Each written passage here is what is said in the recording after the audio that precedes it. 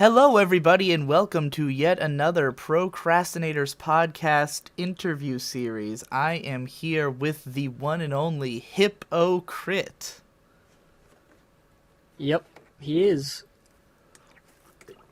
Hippo, I'm curious about the fact that a lot of the time on the show, people call you Gibbon.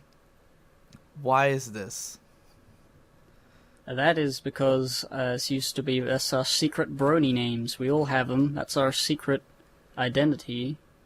That's my one. I'm a Gibbon.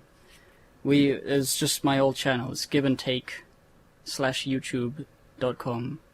Yeah. And yeah, that's really all it is. It's a nicer name to say than Hippo, so some people couldn't get into the I think it's just the habit of saying Hippo all the time. Yeah, it's that we called you Gibbon for so long. And then you changed to Hippocrit, but because you've always kept both channels active, it's kind of like how with Jesse, we all call him Jess, or we called him like Drowning in Footwear for a long time, even though he had other channels that were even bigger, you know. Well, we called him Jesse Wood most of the time. Right. But like with you, it was like, because we've never called you by just your name, which if you want to let the audience know what it is, then... There's other places where they can find out. Oh, yeah? You're gonna leave it mysterious? Yeah. I mean, I'm sure people know already. They can put it on that quiz. Oh, was it? Pro Crastinators quiz. So yeah, we have the hardest time deciding if I usually say Hippo, Nate usually says Gibbon. I think Ben usually says it Hippo. doesn't matter. People know that I'm being addressed. Yeah. I just wonder if it's confusing for anybody who doesn't know about your old channel, you know? Yeah, well that's it. It's Gibbontake. On that channel you'll find my brony stuff, and a huge amount of weird, crazy nonsense that may or may not be entertaining. Surely you've done more weird vlogs than you have brony content by now, right? I have. I think by now it's mostly just weird shit. Yeah, which is usually great. In fact, it's always great. I don't know about always, but yeah, it's very experimental. I like it. So how did you get your start on YouTube? Well, my very start on YouTube, I think I made in like 2007 or 2008, and I had Windows Movie Maker, and I made a video about putting Google Images set to a Beatles song, and I thought it was really cool, and my dad liked it. I don't know why I made it, but I made it, and I made a YouTube account because it was a thing, and I put it on there. And that was the very beginning. After that, I did a few like stop motion things, and then when I really started doing stuff was with the pony fandom, with all the stuff. I tried doing YouTube poops at first because I was really into that. They weren't that good, but you know, I kind of laughed once. And after that, I got into doing compilations, which the first compilation was like, I don't know where I came up with the idea, but it was like a summer after school, and I wasn't doing anything, and I was really bored, and I was into the pony fandom, so I thought, I'll just make a video of all the times every pony says no. And it was a huge undertaking, because they say it a lot of times, Yeah. and it took a long time, and I made it, and I got like thousands of subscribers within a few, hours, days, and it was overwhelming. And after that, I just felt like I had to continue, and I did. So when you made there, these compilations, every single one you made, you had to watch the entire show, right? Yeah, so, well, I didn't have to watch the entire show. What I did, I'm trying to think, the way I went about it changed over time. At first, I was just going through, and I had a little notepad open, like a digital notepad, and every time I'd have all the characters' names, or I would, whenever what I did, I went to the scripts, the online transcripts of the episodes, and I would Control F for the word, and then I would go to that point in the episode by memory, like when they say this line, oh, I kind of know where that is, that's like 5 minutes in. Right. I go in there, and then I see them say it, and I pause, I tally one on the thing, and I just keep going, and yeah, it's really retarded and autistic when I think about it, but it was kind of fun. It's I've always wondered like how ridiculously familiar you got with the show through doing that. Like, did you watch the episodes like Yeah. 100 times or like? It sort of weirded me out too. Like, it made a very big difference in how I view or think about those episodes compared to the ones that came after I stopped doing the compilations, like season 4. Right. Because season 4 was like when I started doing the analysis, and that carries its own sort of like I remember those for having to watch them twice and think about them, and the other ones I just know lots and lots of little parts of them all over the place, and it's a very big disconnect from each, like season 3 to season 4 and then beyond.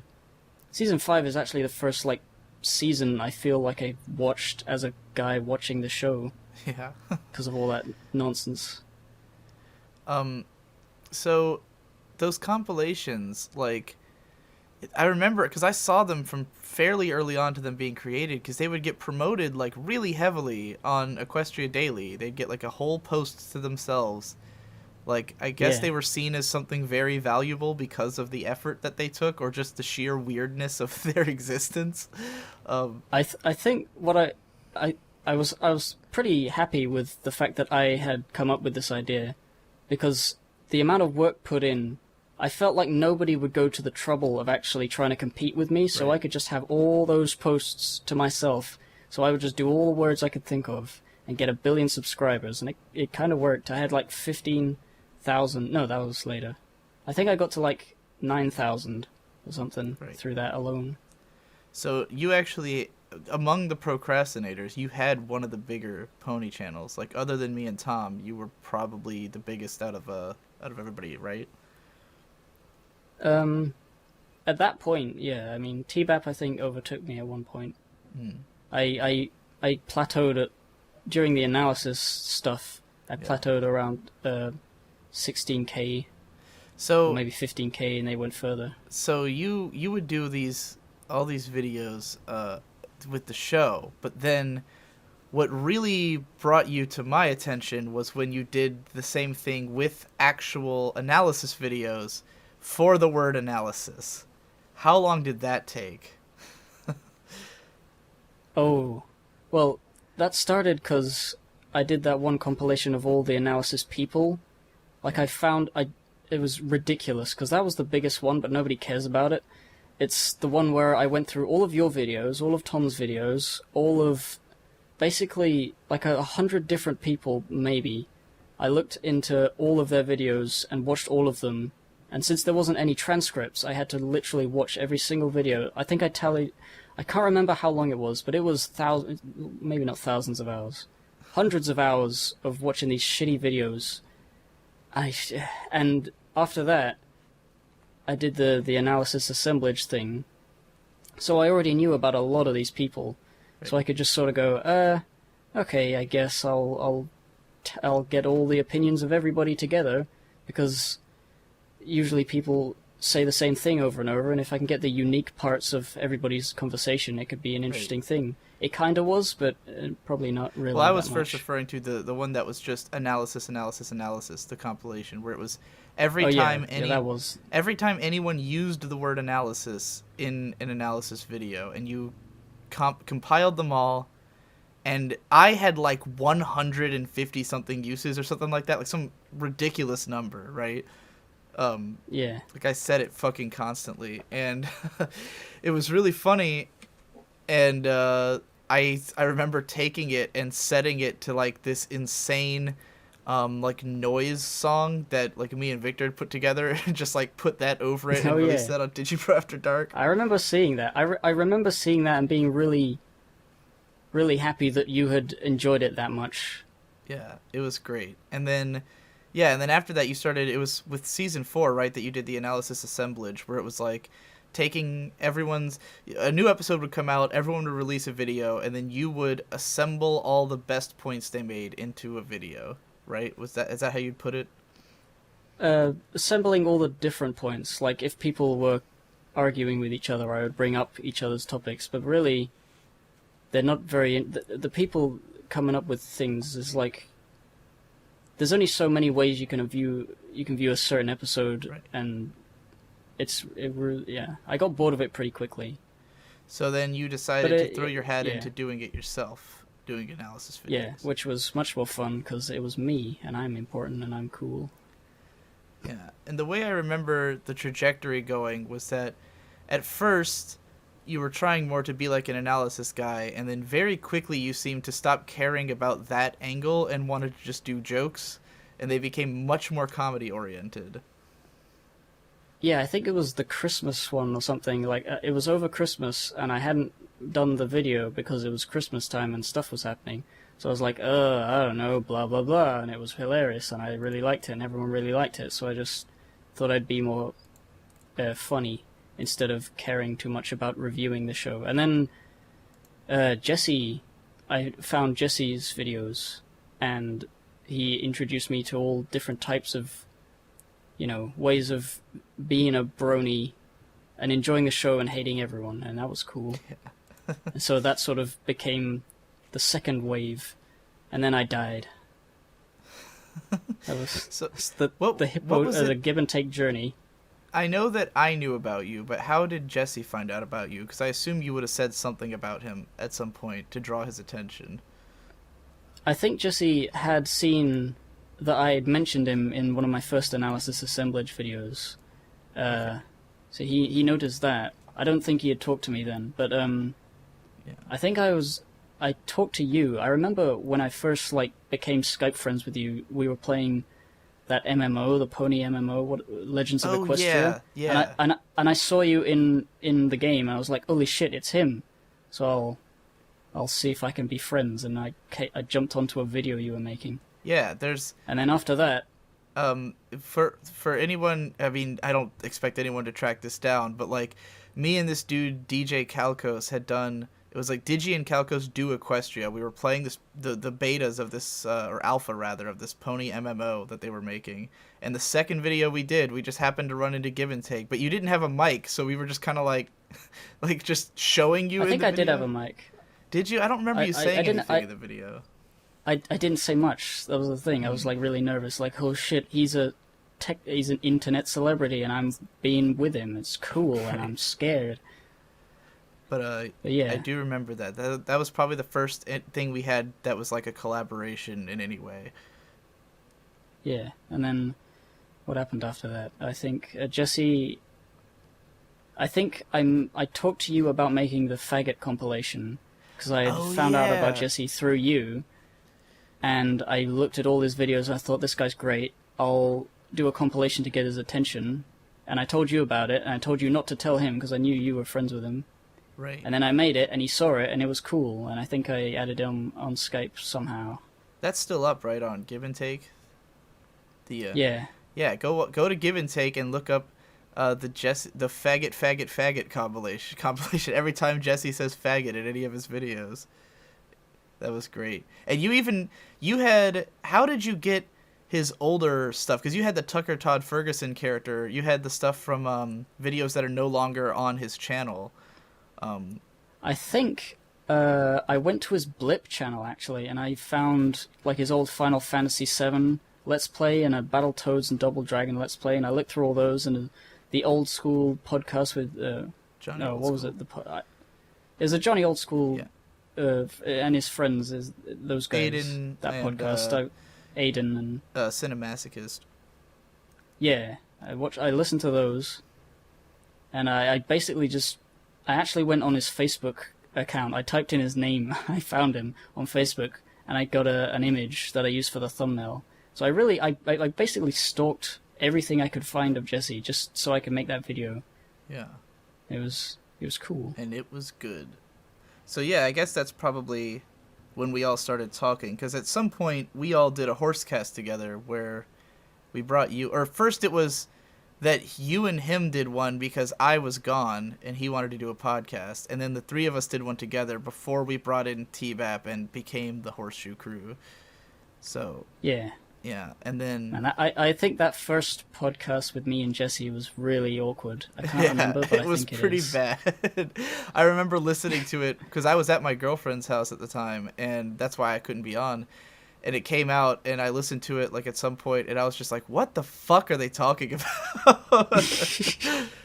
It was like 40 minutes and It's funny, lots of 'cause I did- pauses and like long periods of time between dialogue. See, I didn't expect that because I didn't think of Jesse as like a quiet person like me. But if you think about how we act in the Procrastinators podcasts, we are the guys who say nothing for a long time Right. and then, you know, chip in with a little thing. I've always said that. Only us in a podcast, it's a fucking nightmare. Yeah, I mean, if you listen We to can't do it. if you listen to any of the old horse casts, like I was always talking way more than Jesse. Like I would just go on and on and on, and then he would like come up with a big point, and it's like the stuff he says is more memorable, but if you actually listen to it, it's like mostly me. And I really don't think it was until the Blue Glow that I ever felt like Jesse could just go on by himself, you know? And like the early Blue Glows have way more editing, where like he has to cut a lot more, and now he's gotten better at just like stream of consciousness talking. So I definitely think it's a skill he's developed, but at the time, not so much. Yeah. Stream of consciousness talking is fun. Yeah. It's hard to get going. I can occasionally do it on my own gaming channel that I have, but I haven't been using it recently. Yeah, Gibbon The Gaming. gibbongaming.org. I very much enjoyed your Dark Souls 2 videos on Gibbon Gaming. It's just the most spiteful, angry, even more so than mine, because mine are more bitchy. Yours are just like, I hate the world. Like it feels so raw and real. Yeah, that was the what was that? What was I doing? I was killing what I didn't realize was like the second to last boss of the game, and I was just running back down through that dark cavern and going insane because they were annoying. Yeah. Well, that's a good video, even though it's kind of shitty looking. Well, the one I remember more is the Aldia's Keep one, where you were just like you hadn't realized yet that you were playing with the Covenant that makes the game like 3 times harder. Yeah.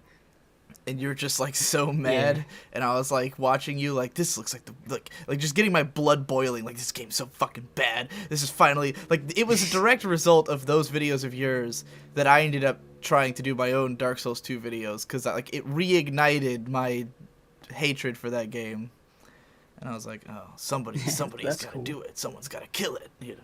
But then my videos were stupid. Just so people know, I did beat the game on that difficulty setting because I was like, fuck it, I've gone this far, I don't care anymore. Yeah. And I killed him at like level 180. I want to say that you beat the game at. Yeah.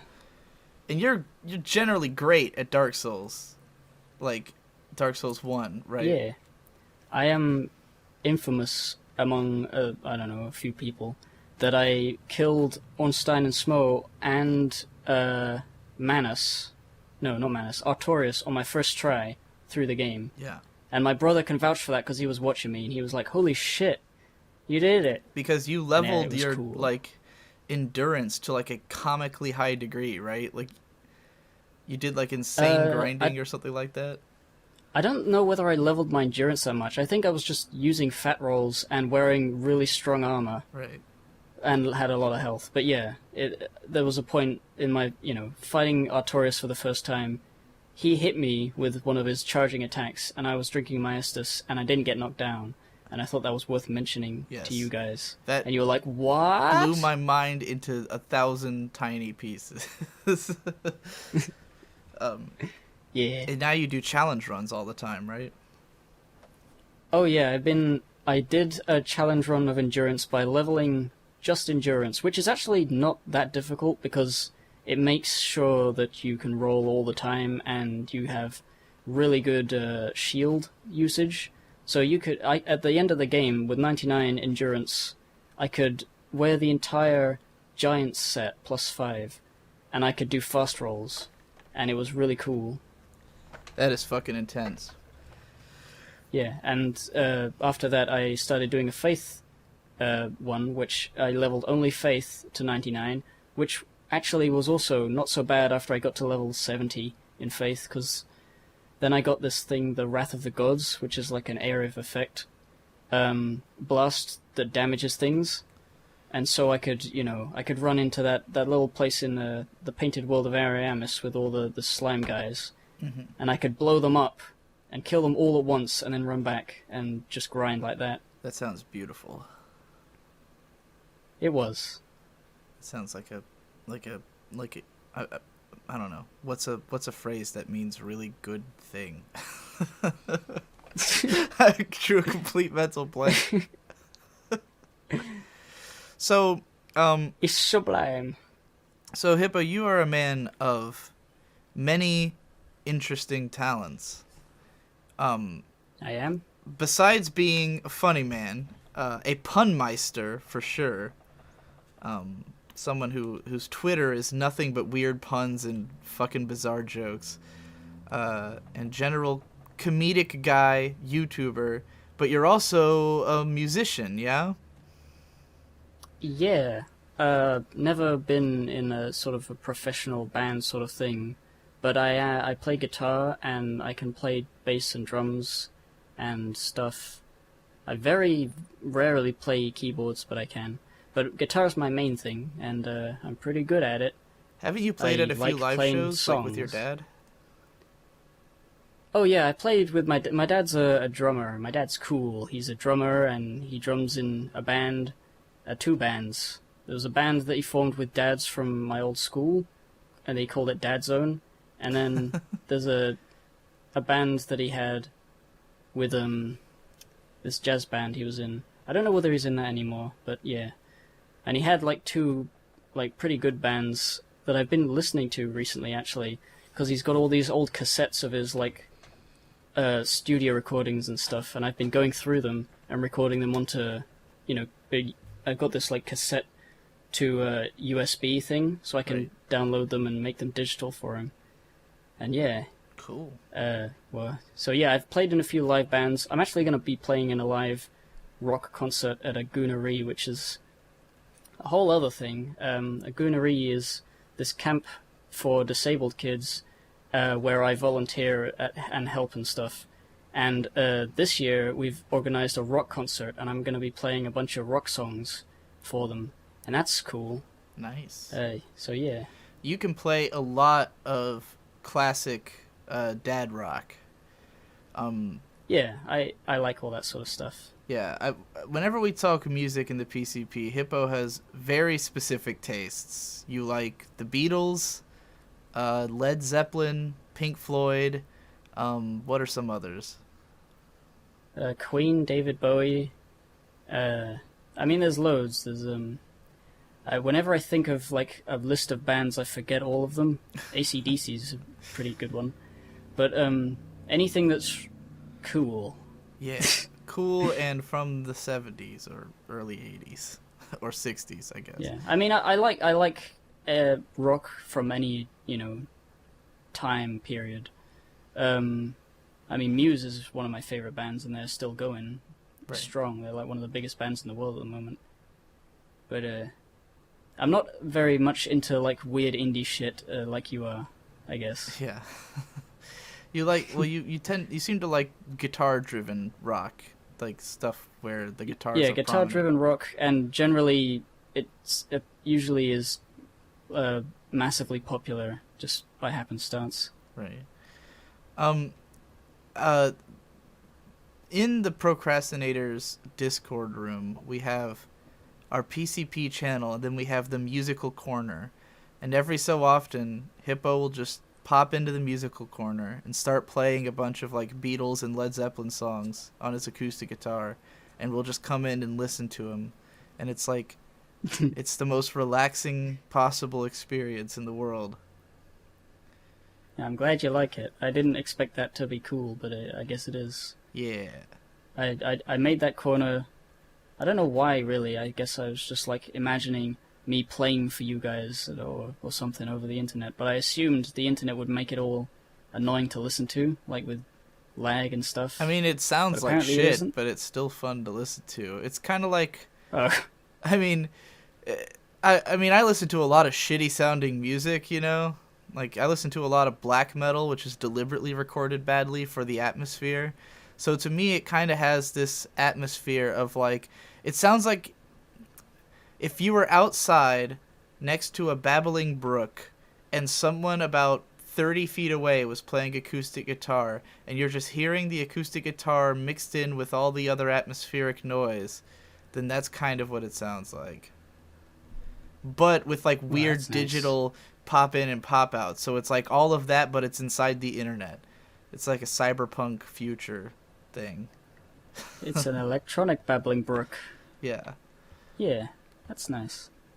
There's going to be a VR future where we can actually make that exact scenario I described happen. So what would you say is your outright favorite band? Beatles or Led Zeppelin or something else? It's usually Led Zeppelin, but I don't really like having a favorites. I like having a ton of favorites. I don't like choosing one out of all of them, because it depends on what I feel like listening to and how long it's been since I've listened to my quote-unquote favorite. Do you have a favorite song to play? I have quite a lot of songs that I've learned to play, and I can't remember my favorite one. I guess at the moment it's Back in Black by AC/DC, because that riff is really cool. That's the one that's like ding, ding, ding, ding, ding, ding, ding, ding, right? Or am I thinking of a different one? No, that's the You one. saw them recently, right? With Axl Rose as the lead singer. Yeah, the guy, what's his name? I've only gotten into AC/DC recently. I knew they were cool, but I only started listening to them recently, so I don't know the guy's name. But the singer was sick, and Axl Rose was singing for him, and I went to see him live at the London Olympic Stadium the beginning of the month. And it was really good. They had cannons and a giant, fat, inflatable lady, and and a giant cool bell that was tolling. It was a Hell's Bells. It was great. What were the cannons shooting? Blanks, hopefully.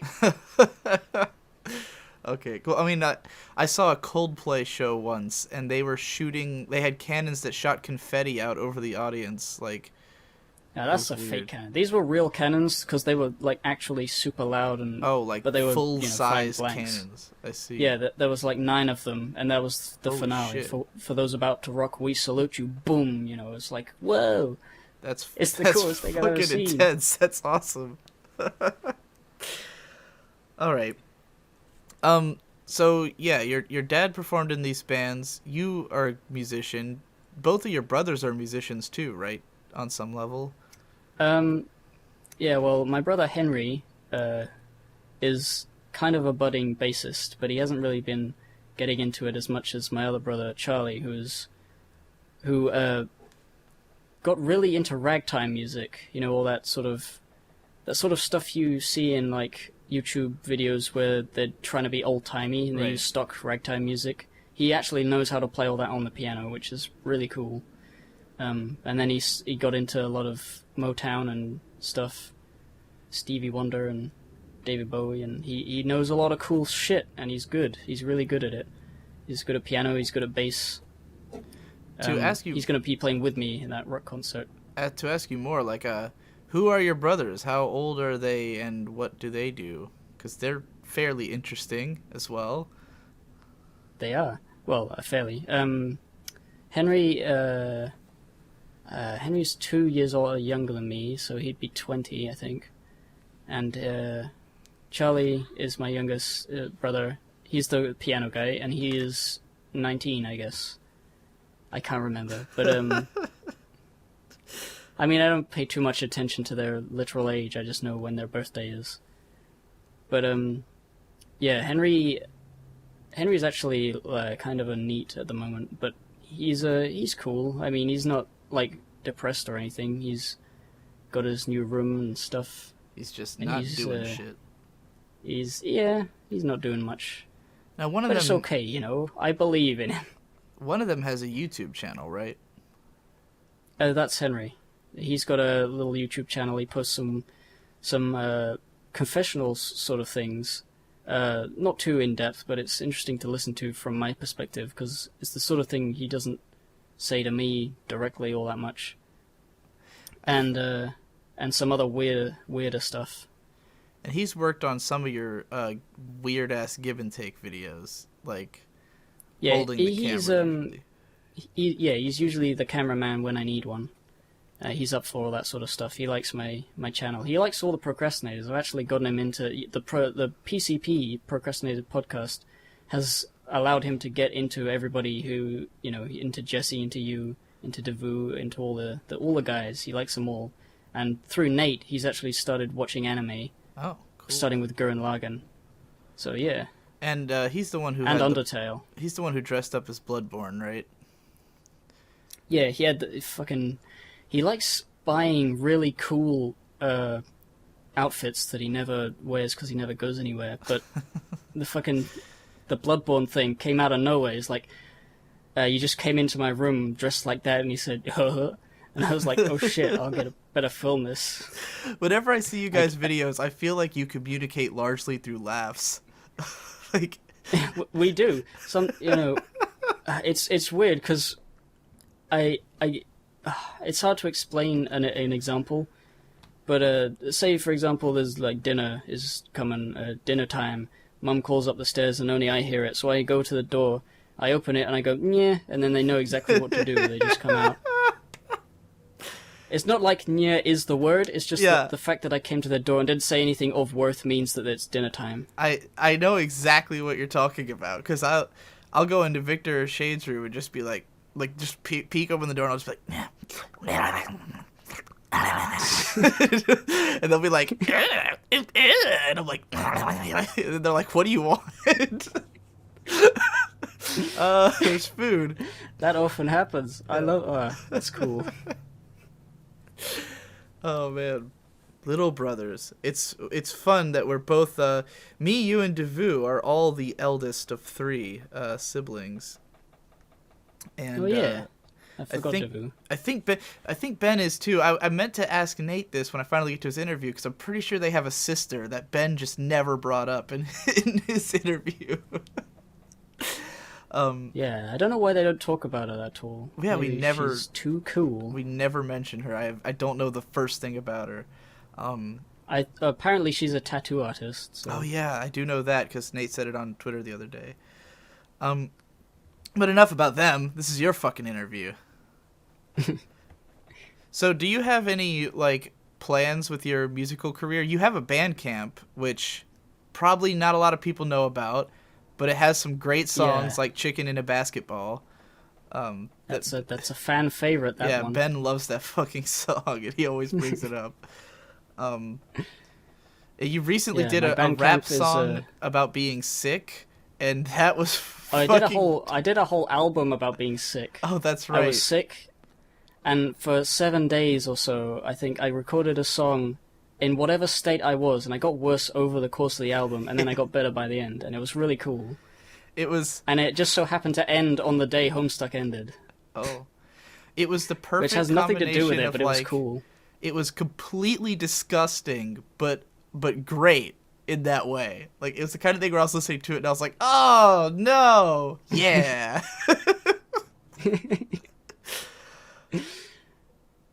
What is the Bandcamp's URL anyways? I think it's just Hippocrit, like one word, Bandcamp/Hippocrit, I don't know. You can find it, not too hard. I think I've got it linked on one of my channels. Yeah. But yeah, go check that out. There's not too many songs, and some of them are pretty good.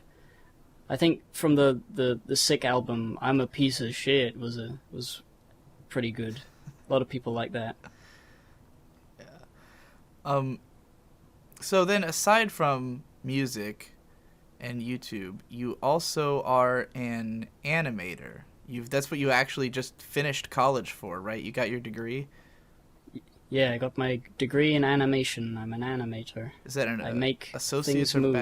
bachelor's degree, right? Bachelor's, yeah. Yeah.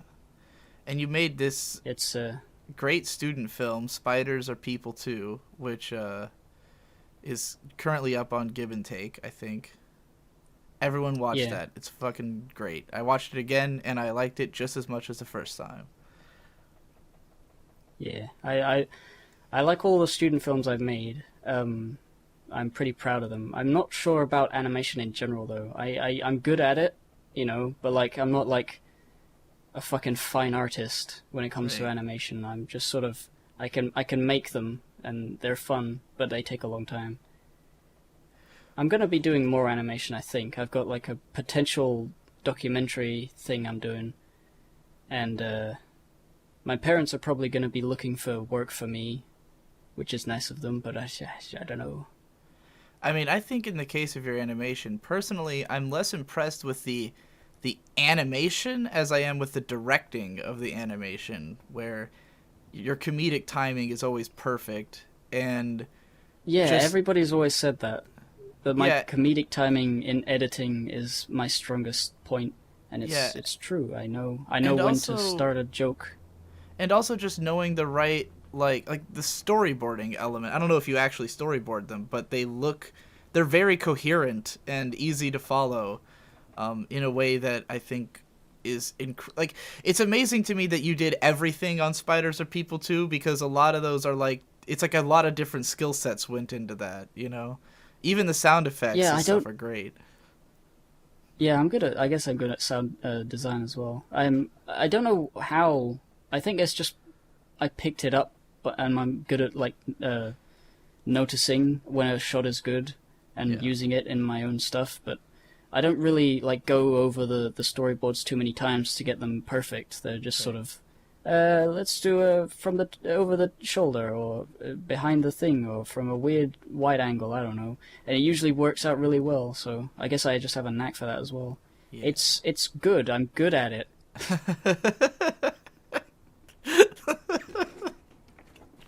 I agree.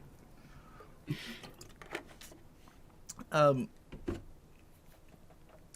so I would say that this also applies to your like the live action segments of your videos. Like I always find them to be highly inventive and entertaining, and you do lots of little like stop motion stuff that like it. I think when I look at your videos versus like let's say JonTron, whom I know you're in my camp of thinking he's totally gone to shit.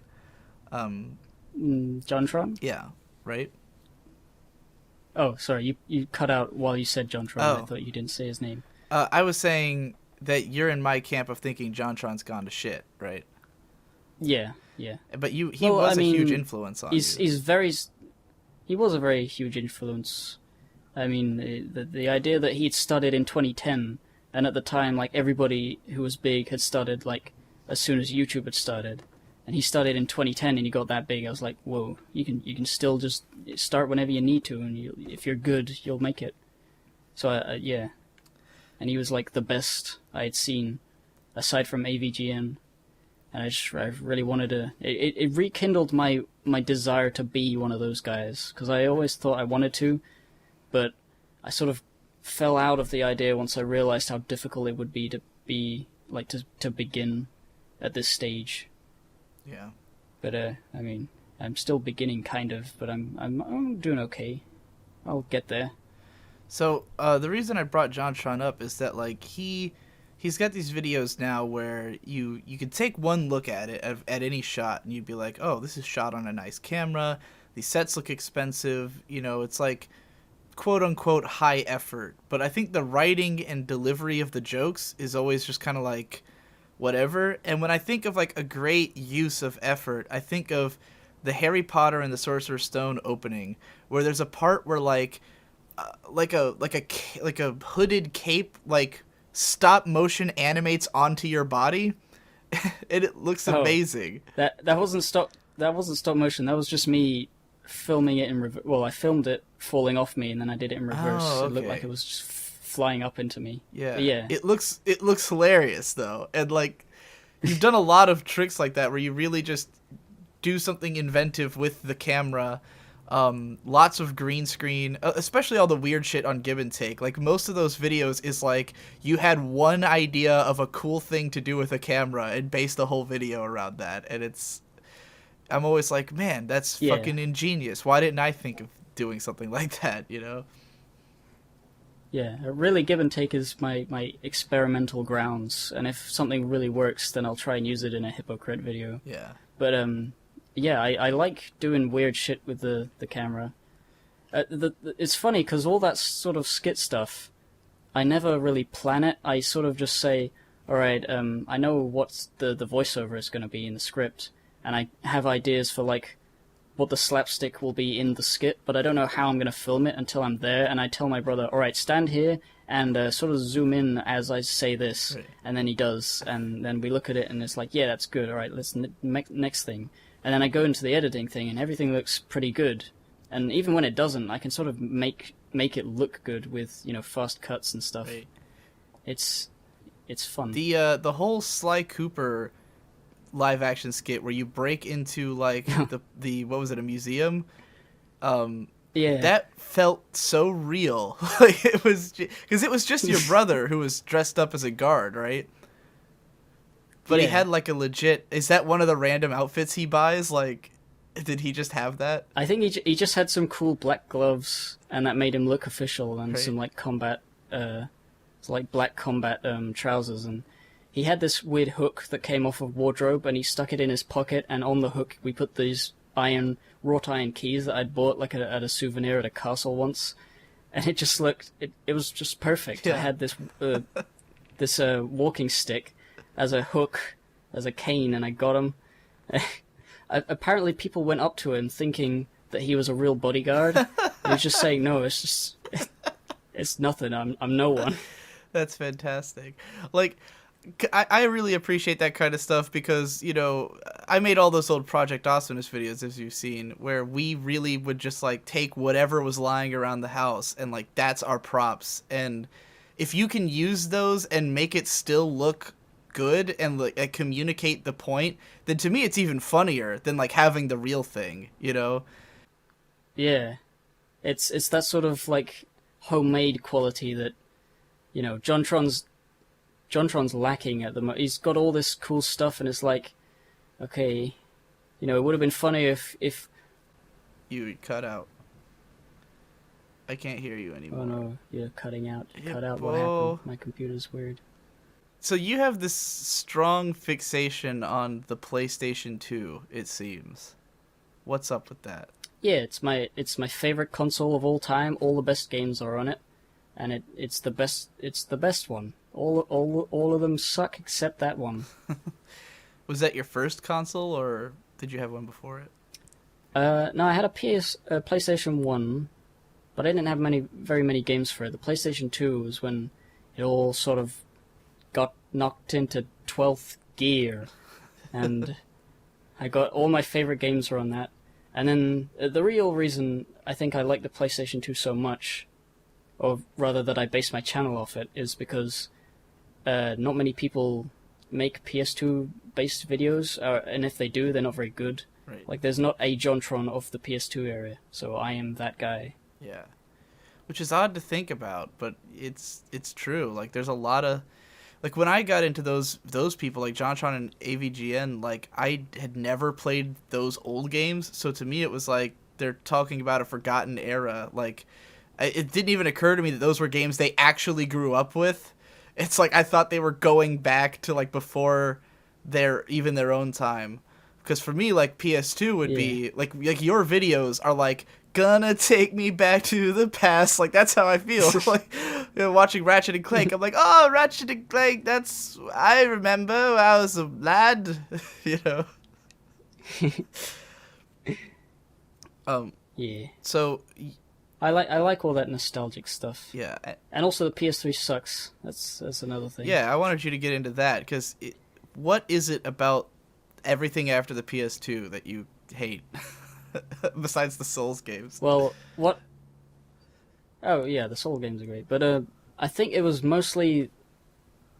was a lot of things. One of the things was that all my favorite franchises had either been dropped or replaced with something that sucked, like Uncharted. Jack was better than Uncharted.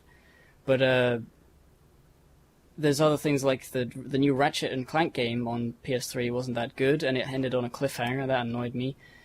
And in general, AAA gaming at that time felt more like, let's see how realistic we can make everything, rather than let's have a fun, cool world where you can do things. Right. Like, I don't know. It just felt like all my favorite things about the PS2, the colors, the stuff, the cool characters, the wacky worlds, that was seen as childish, and now we got to be we got to be making, lens flares and shadows that look really pixely when you look at them, but they're sort of moving, so it's cool. It's all about the lighting effects and the rendering, and I didn't care for it. And I just sort of grew out of playing games for a long time.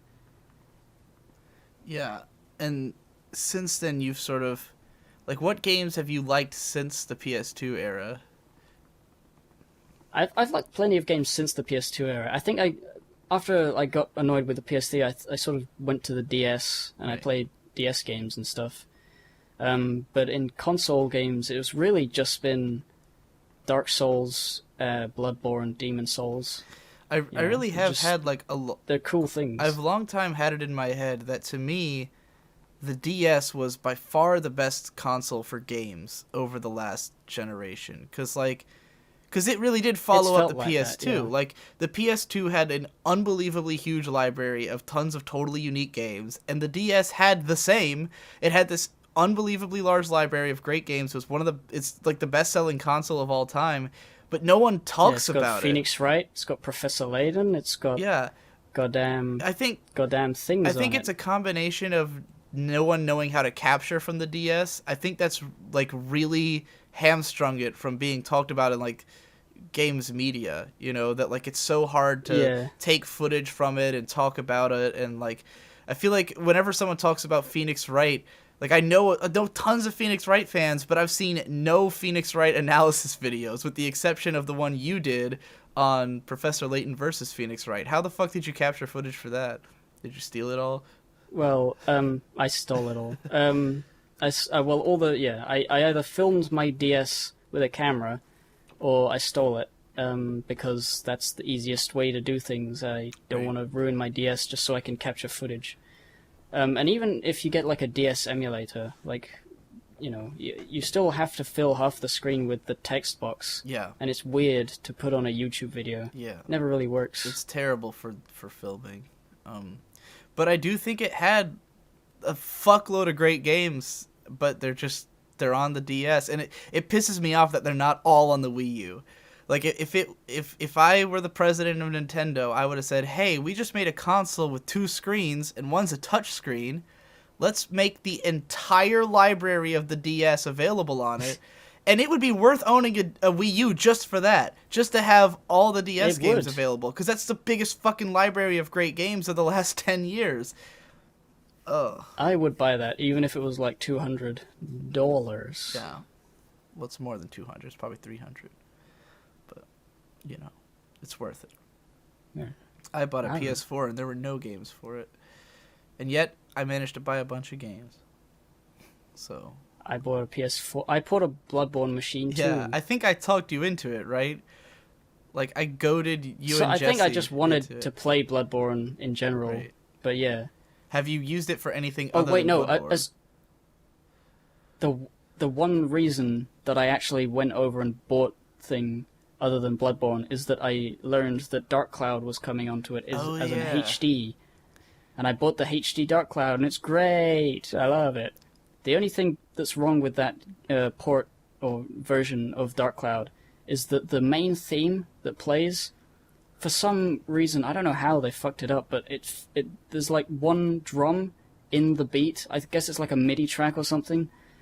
But there's one drum that's just out of time with the rest of the thing, and it keeps getting faster and slow, and it's like, no, guy, you're ruining the song. It's supposed to be the cool bit, because like it plays at the title screen.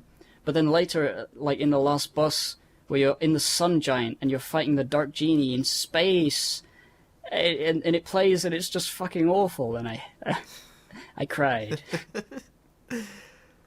Oh, that's a sad story. But yeah, it's aside from that, you should buy a PS4 for Dark Cloud. Yes. That's the only I have reason to it get on my PS4. I have not played more than 45 minutes for that one Let's Play when I was sick. That's it. Oh yeah. And I'm determined to beat it before I buy Dark Cloud 2, because that's also on there. Yeah, I don't know whether you should play the whole of Dark Cloud before Dark Cloud 2. I mean, I love it, but I know that the sequel is more streamlined and a better game in general, and it has very little, if anything, to do with the first in terms of story. Right. And a lot of people played the sequel first, So, I don't blame people for liking that one over the original, but I still like the original a lot. Well, I want to play the original anyways, just because it's a classic action RPG, and that's kind of my thing, Yeah. is that whole genre. And it's interesting, if nothing else. I didn't even, I'd played it as a kid, but never gotten very far in it. And then, your video, when you're like, oh, there's, 5 different characters you get to play as. I'm like, what the fuck? I didn't even know there were other characters you got at all. That was a great video, incidentally. I've said this before. Yeah, I like that video. I've said this before to you, but your videos have the highest rate of making me want to play the games immediately. I actually went out, I spent a while trying to track down Dark Cloud for the PS2, because I had seen it one time at a local game store, and then, as soon as your video came out, I went back and tried to find it, and they didn't have it, and then I would just, hunt for it at game stores, because I didn't want to buy it online, because, and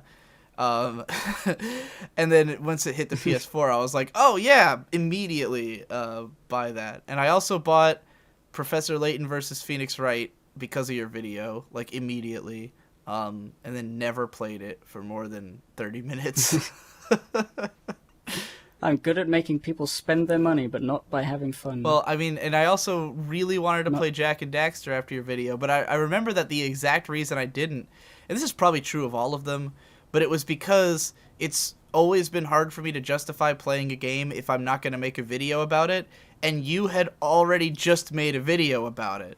So, that's always the catch-22 with video game videos, is it's like, oh, cool, that analysis really made me want to play that game, but now I can't make an analysis of the game because it already exists, so I can't play the game. I totally know how you feel about not feeling right playing a game when I'm not going to make a video about it, because that's the whole reason I started the Let's Plays, aside from the fact that I thought Let's Plays might be fun, and I could maybe get better at talking through them. I just wanted to play these old games. I played Rayman 2, Right. which was great, and I actually beat it for the first time in the Let's Play. But I would have never played it again, even though I owned it on through digital download or whatever. I would have never played it if I didn't have a video planned for it. So that was why I did all those Let's Plays, and then I got bored. And now I'm doing GRPJ, which is my excuse to play games. Really long games and not have to record any of the things in them, so it's more fun. Good reason to play a JRPG. It is a very good reason to play JRPG. Yeah, that's for me when me and Victor started Digibros. The biggest problem I've had with it the whole time is that Victor will only do it if he gets to play the games. So I would love to be able to finally play all these video games and make Let's Plays out of them, make that my excuse, but I can't do it because Victor won't watch me play video games. So, it never happens. But I have tried to do that myself. I really wanted to just play a game, and I'm like, okay, we're just going to turn on a recording. In Dark Souls 3, I was convinced I would write something about it, and I never did. But I'm finally getting over it. Maybe you can too. With Doom, that was the moment I finally just played a game because I liked it with no intentions of writing about it. And it was a really good time. Well, yeah, I've been playing Twilight Princess today because I got a TV, and that's cool. And I have no intention of ever making a video about that unless, I really feel like it. But, Zelda games are so well documented, it's kind of pointless. What console are you playing it on? On the Wii. The Wii? I got the game. Wii you like to play? Yeah, I would, thank you. I would let you into my house. I hate the Wii. You hate it? Yeah. How do you feel about the Wii?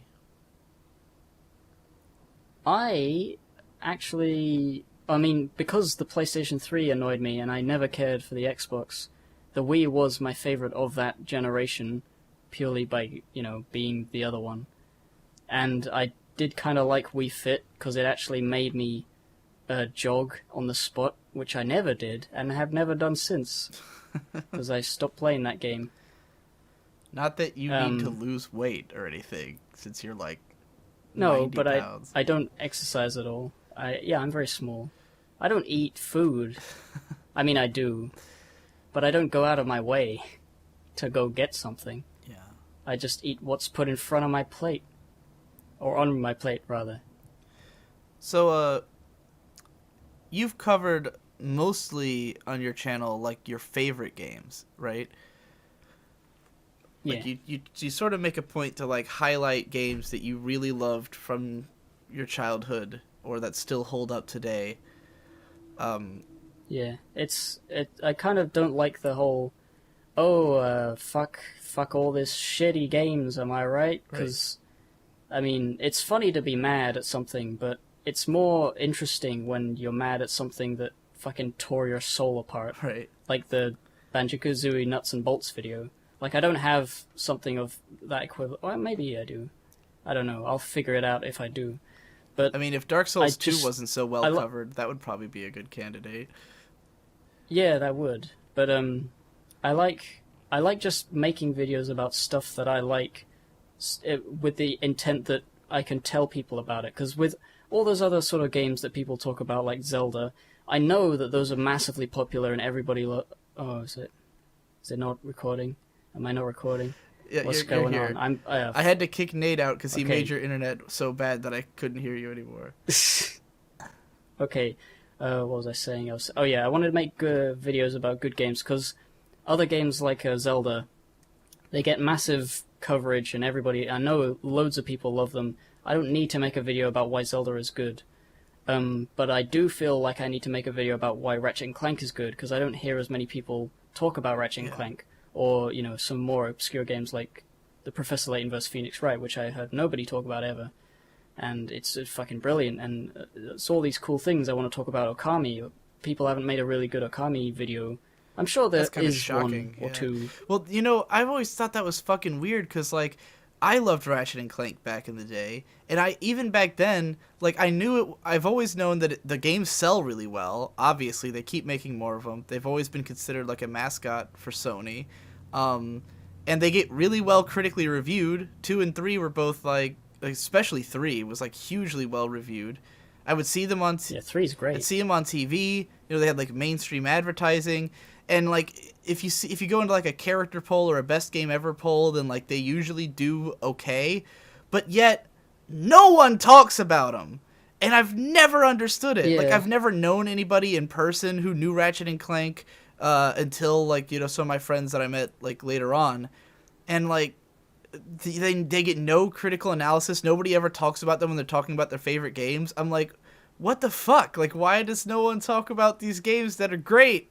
And then you finally came along. I think it just feels like the market of video game reviews is dominated by early Nintendo fags. Yeah. They just like all those early games. They were there before, and they were big and good and stuff. It's like everything is either... Nobody cares about the new stuff. I think the reason that era gets glossed over is that, like, everyone wants to talk about new stuff because it's relevant to everybody, and then people like to talk about like the first classics because they they set a lot of the rules of what stuff came after, and then also I think they're just easier to talk about. Like it's pretty simple to blast through a 30-minute NES game and deconstruct what makes it great, whereas like I think the PS2 is right in that era where it wasn't like new ideas, it was just perfecting ideas, But I mean, I guess we have like Devil May Cry games for some reason get like really well covered by everybody. So it's not like all PS2 games go by the wayside that way. Yeah, I think it's mostly the goofy platformer things, because I feel like a lot of people see Ratchet and Clank and Jak and Daxter and they think, Banjo-Kazooie is better. Which they is did the mascot not true. animal thing first. Not at all true. Yeah, not at all. I mean, I haven't played all of Banjo-Kazooie. Banjo-Kazooie has the clunkiest fucking controls and the worst live system ever. I don't think it's a bad game, but that game does not hold up with the ease that like Ratchet and Clank 2 holds up. Like you could still play Ratchet and Clank 2 or 3 today and you'd still have a good time. Banjo-Kazooie has a lot of antiquated things that like I can't help it, internet. I'm sorry, Mama. It's a nightmare. Ooh. What? Hippo? Don't mean to make you cry. You popping in and out. Sometimes fading. I wish I'd never You sound like a been ghost in bored the at shell. all. Carry on, carry I just hear on. every so many seconds I hear. Matter. "Oh, boo." I forgot the next lyric. Whew. Am I Oh, a no. scrub or what? Hey everyone, welcome to Hippo, the come No back. podcast with me. Oh, what? Oh, you came Oh, back. you're there. That whole last minute or so you've been cut out and I've been singing. Yeah, all I heard was just you going like, boo, da, boo, like every once in a while. It's like, oh god, he's a ghost.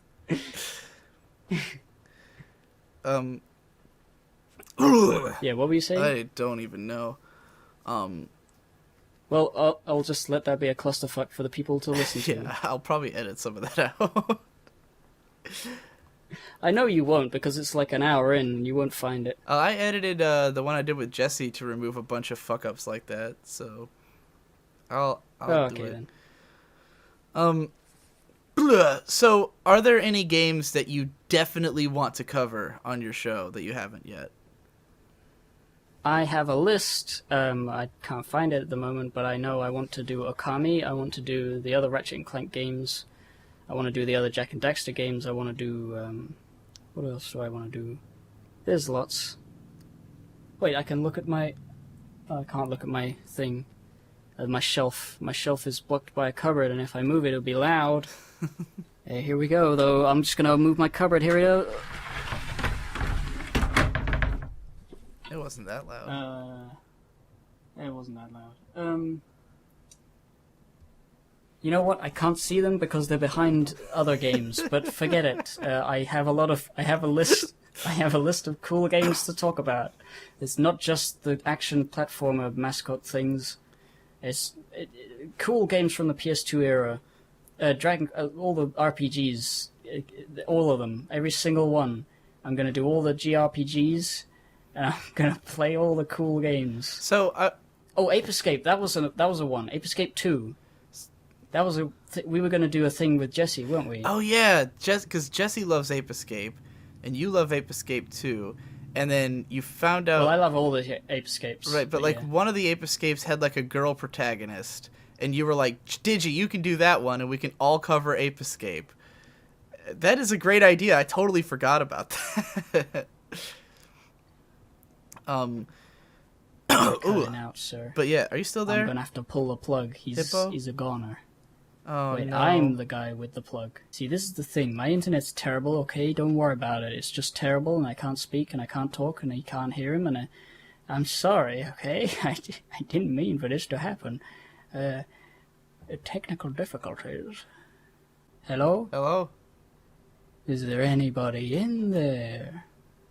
Just nod if you can hear me. Well, if you nod, I can't see anything, really, so don't nod. Make a sound if you can hear me. Hello? Oh, well, I was back for a sec. Hey! Hey! Hello? All I've been Hey. hearing is every couple of minutes. Oh, this is a train. But it's not wrecked yet. We've got it still on the rails. It's a crazy train. It's going off the rails. How much of what I was just saying gone did again. you It's hear? just immediately it's gone. See, this is what I have to deal with, ladies and gents. You're looking at me for internet advice. Don't. It's bad. I don't know how to fix it. I don't know what I'm doing. Goodness gracious. Are you back? I'm back. Is someone doing something on your computer right now, on one of them or something? It's making it worse? No, I just have terrible internet. I could ask my brothers to turn their computers off.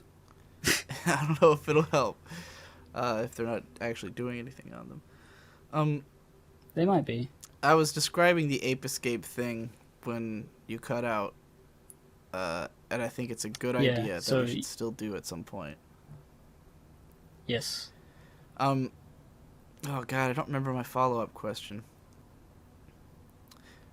Oh, GRPJ. How'd it happen? Yeah. Well, I like RPGs, and there are tons of RPGs I haven't played, and I wanted to, it's like before with the Let's Plays. It's an excuse to play a whole one of them so I can make a video about it. But I didn't want to record the whole RPG, because I know from Spoonie's videos, he's made reviews of Final Fantasy VII and stuff, and Final Fantasy VIII, I mean, and they take up huge amounts of hard drive space recording, and then you have to look through it, and that idea is terrible. I don't like that idea. So I just thought I would steal footage from YouTube, and then talk about it on camera, in a sort of unscripted but kind of scripted way. And that's why they exist. Do they actually... It's an excuse. Do they actually take, like, way less effort than a normal video? Because they end up being long as fuck, and you usually do put in relevant footage. So... They're pretty intensive, but compared to like making a full review of an entire RPG, there's not even close to the amount of effort I would have had to put in. So it's preferable, definitely. I like putting in relevant footage just so people get if there's like a cutscene I'm talking about, you can see it. Because one thing I hate is when it's when somebody's like talking about something and the thing that's on screen is just the clip that's been playing for the last 5 minutes, and it's actually got nothing to do with what they're saying, and I can't visualize what they're talking about because they're not showing it. Right. But they did show it like 10 minutes ago, and I'm like, well, I can't go back. Can you just show it now? I just hate that sort of stuff.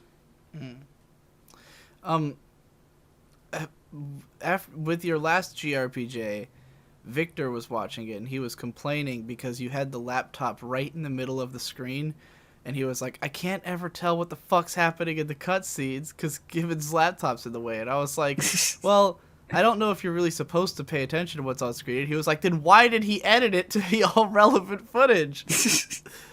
That is the one thing that I'm stupid about. I don't know, man.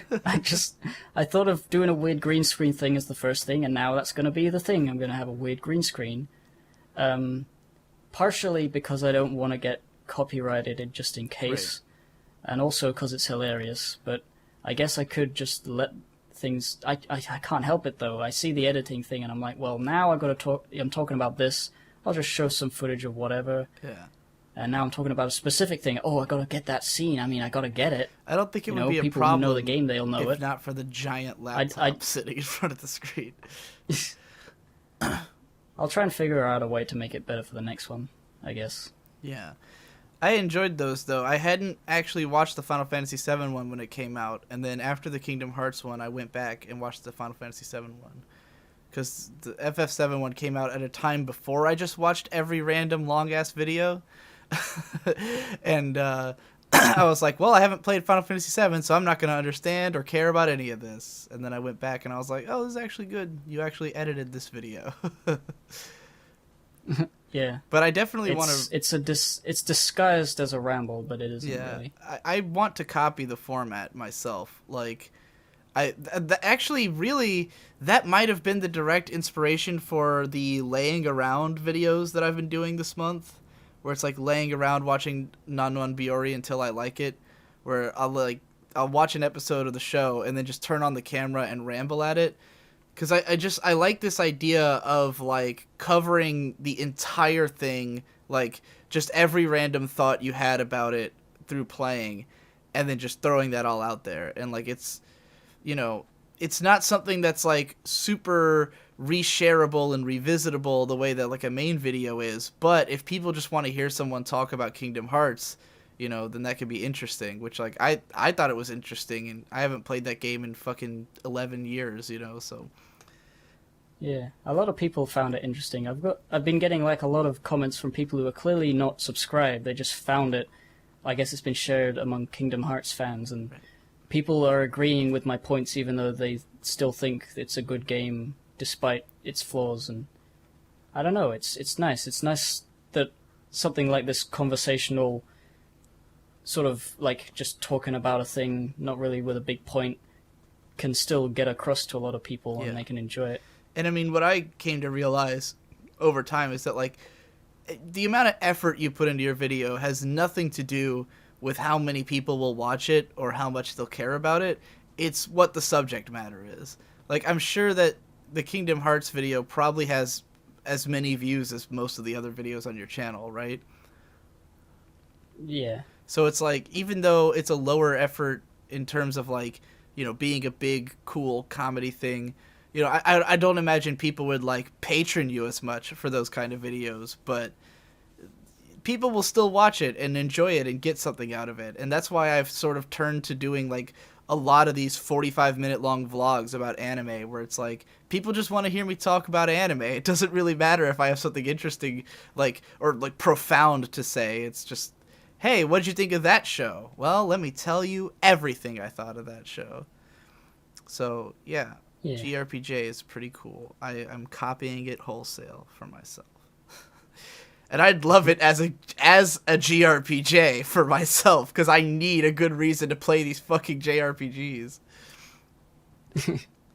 You could steal the formula if you credit me at the beginning of everything. Oh, I certainly would. JRPG. I don't know if I'd steal your categories or anything. I would probably just fucking unscripted rant about them or something. But I would love a GRPJ. I'm jealous of the fact that you found a GRPJ. Because, like, in the mid-2000s, I was obsessed with JRPGs, and I never beat any of them. Actually, I think I made a pact with myself that I would finish Persona 3 before the year was over. Which year? This year. Like, I've been putting it off for 10 years, and I think I said, oh, you know what it was? It was that I have to try to beat Persona 3 and 4 before Persona 5 comes out, I think, was my deal, which is like this October, probably. Good luck. Alright, Hippo. Do you have anything to say about video games other than what I've been asking you for this interview? I like shitty graphics. I like low resolution things. The really big pixelated textures, like PS1 sort of stuff. It's really, really cool. I like the aesthetic more than I like actually good-looking, realistic stuff. You know, those PS1 games, what bothers me the most is the wobbly thing, where like... I love the wobbly thing. It makes me feel dizzy and sick. Like, I tried to play It's like when you... like Vagrant Story. You should put that on your GRPJ list, because that's a great JRPG with, like, supposed to have, like, one of the deepest stories in an RPG, but, like, it's got that wobbly effect to, like, such an extreme that it's, like, it really makes me want to die. Even though the aesthetic of the game is great, other than that. I don't know. I think that I just love... I don't know what it is about the wobbly thing. It's just like you turn the camera and it moves a little, and you can see like things popping in and out of being like correct and wrong. Yeah. I don't know. Something about that's just really... It's like a glitch in the Matrix.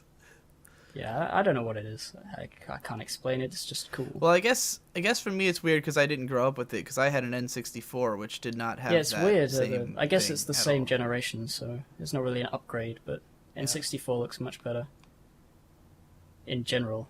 Yeah. Well, it was the problem with the N64 was that it had better graphical power, but it had less space because they kept cartridges, and discs could hold more and you could have more of them. So, you know, Final Fantasy VII would never have fit onto an N64 cartridge because it was 4 fucking discs or 3 fucking discs. You know, so like that's why there were no RPGs on the N64 except for Quest 64, which everyone thinks is fucking garbage. But otherwise, there was not a single RPG because they were too fucking big. Yeah. Oh, Nintendo and their fucking weird decisions, man. They never seem to... Like, ever since the N64, I feel like they never have the developer's best interest in mind when they make their systems. I don't know. I think the Wii U is pretty good, but I don't think people were on board for developing for it because of the Wii. Like, they thought it was just another gimmick thing. Well... I mean, the Wii U obviously has much higher graphical capabilities and stuff, but it still can't do, like, you couldn't run, like, a Uncharted on there or something, you know? I mean, I'm sure that there's a lot of, like, games that would have been cross-platform to the Wii U, but can't be. But I don't know. I don't know to what extent that goes. Hippo, how about you tell me some stuff about your life, My your life, history, my history, your backstory. Where does Hippo come from? You live in London. You're Well, not even in the United States. That's true. I mean, I don't know. I don't know whether people could tell that I'm English from my accent, but I am. I would hope so. I've had a lot of people over the years, I guess it is now, years, be surprised when they learn that I'm English instead of like a weird Australian something or other. That's because most people hear Australians and think they're fucking British. That is true. Also, no one can apparently tell the difference. But yeah, and I think it's that a lot of people think like Yahtzee is Australian because he lives in Australia, and so like people get those accents confused. And people think Anthony C is no wait. Anthony C is he's British. He's but he British lives, Australian. Yeah, that's the combo. No, I live in England, London place, and that's about that. I don't know what to say about my backstory. I went to school. I didn't like it. I wanted to be on the school podcast, but I think I was either asleep or the internet didn't work. Yeah. But there's school things. Did a lot of art. I liked art until they kicked me out for drawing. Not drawing, but like writing. I want to kill everybody in my art book. That was the story I wanted to bring onto the school podcast. Is that I got kicked out of school. Go ahead and tell it here. Okay. Well, one day, I was an angry, depressed teenager boy, and I wrote in my art book, "Fucking, I hate everybody, kill, die, murder," or whatever. I forget exactly what I said. And I was feeling a bit nervous about it because I knew they would see it, but I kind of wanted them to see it and read it and be like, "Oh my goodness." And they did, but they did more than I thought they would, and they banned me from school. They said, "You can't come in." And the reason, which was hilarious to me and my parents, was that I'm a danger to myself and fellow classmates because they thought I was either suicidal or homicidal from those few words I wrote in my art book. So I just came into the school the next day. They didn't even phone me or anything. They just said, "Excuse me, you're not allowed in. You have to go home." And I said, "Well, I can't. My mum dropped me off." It's like, "Well, we'll call your mum." And then, so I just had to sit there being like, "What the fuck?" And then they sent me away from home, and they said they needed a written doctor's note saying that I was sane or whatever. Jesus fucking Christ! It was the most overreaction thing that I've ever experienced at school, and I just fucking. It made me angry. It made me more angry and more, liable to actually attack people than if they had just, given me detention or something. Because it was so presumptive. I don't know. That's my school story. It doesn't work. Although I did have a lot of fun at doing art in school. I made I did fine art in GCSE, which is good. I made a lot of sculptures and paintings, and I made a man out of tape, and he lived in a giant tube out of tape, like black gaffer tape, and it was all shiny and black, and he was shiny and black. And then the man was made out of a suit of tape that I made that I could wear, and I can still wear because I'm really small. And it's really weird. But yeah, art's cool. And then I went on to college to do a foundation degree because I wasn't sure what I wanted to do. I was kind of feeling interested in animation, but I didn't feel ready for it, so I did a foundation year in college. And that was fun. I met a few friends that I now don't talk to, but whatever. And then I went to... Oh, you going to say something? No, you can continue. And then I went to a uni, and I did my 3-year animation degree, and I met friends that are really cool, and I'm keeping in touch with them, which is cool. We played D&D we played one session of D&D, and I got an animation degree, and that's my school career, I guess. My school journey. Yeah. You kind of left unresolved. After you got expelled from that school, did you get back in, or what? Oh, yeah. Well, it was just like I was out for a couple of weeks or maybe a month or something. And we asked the doctor, and they said, we need a fucking note to say that I'm sane. And they're like, what? Like, the doctor was like, what the fuck? So she just wrote a note, and she said, just let him in. Like, he wrote a little thing in his art book. Who cares? And then the school's like, okay. And I felt like the reason...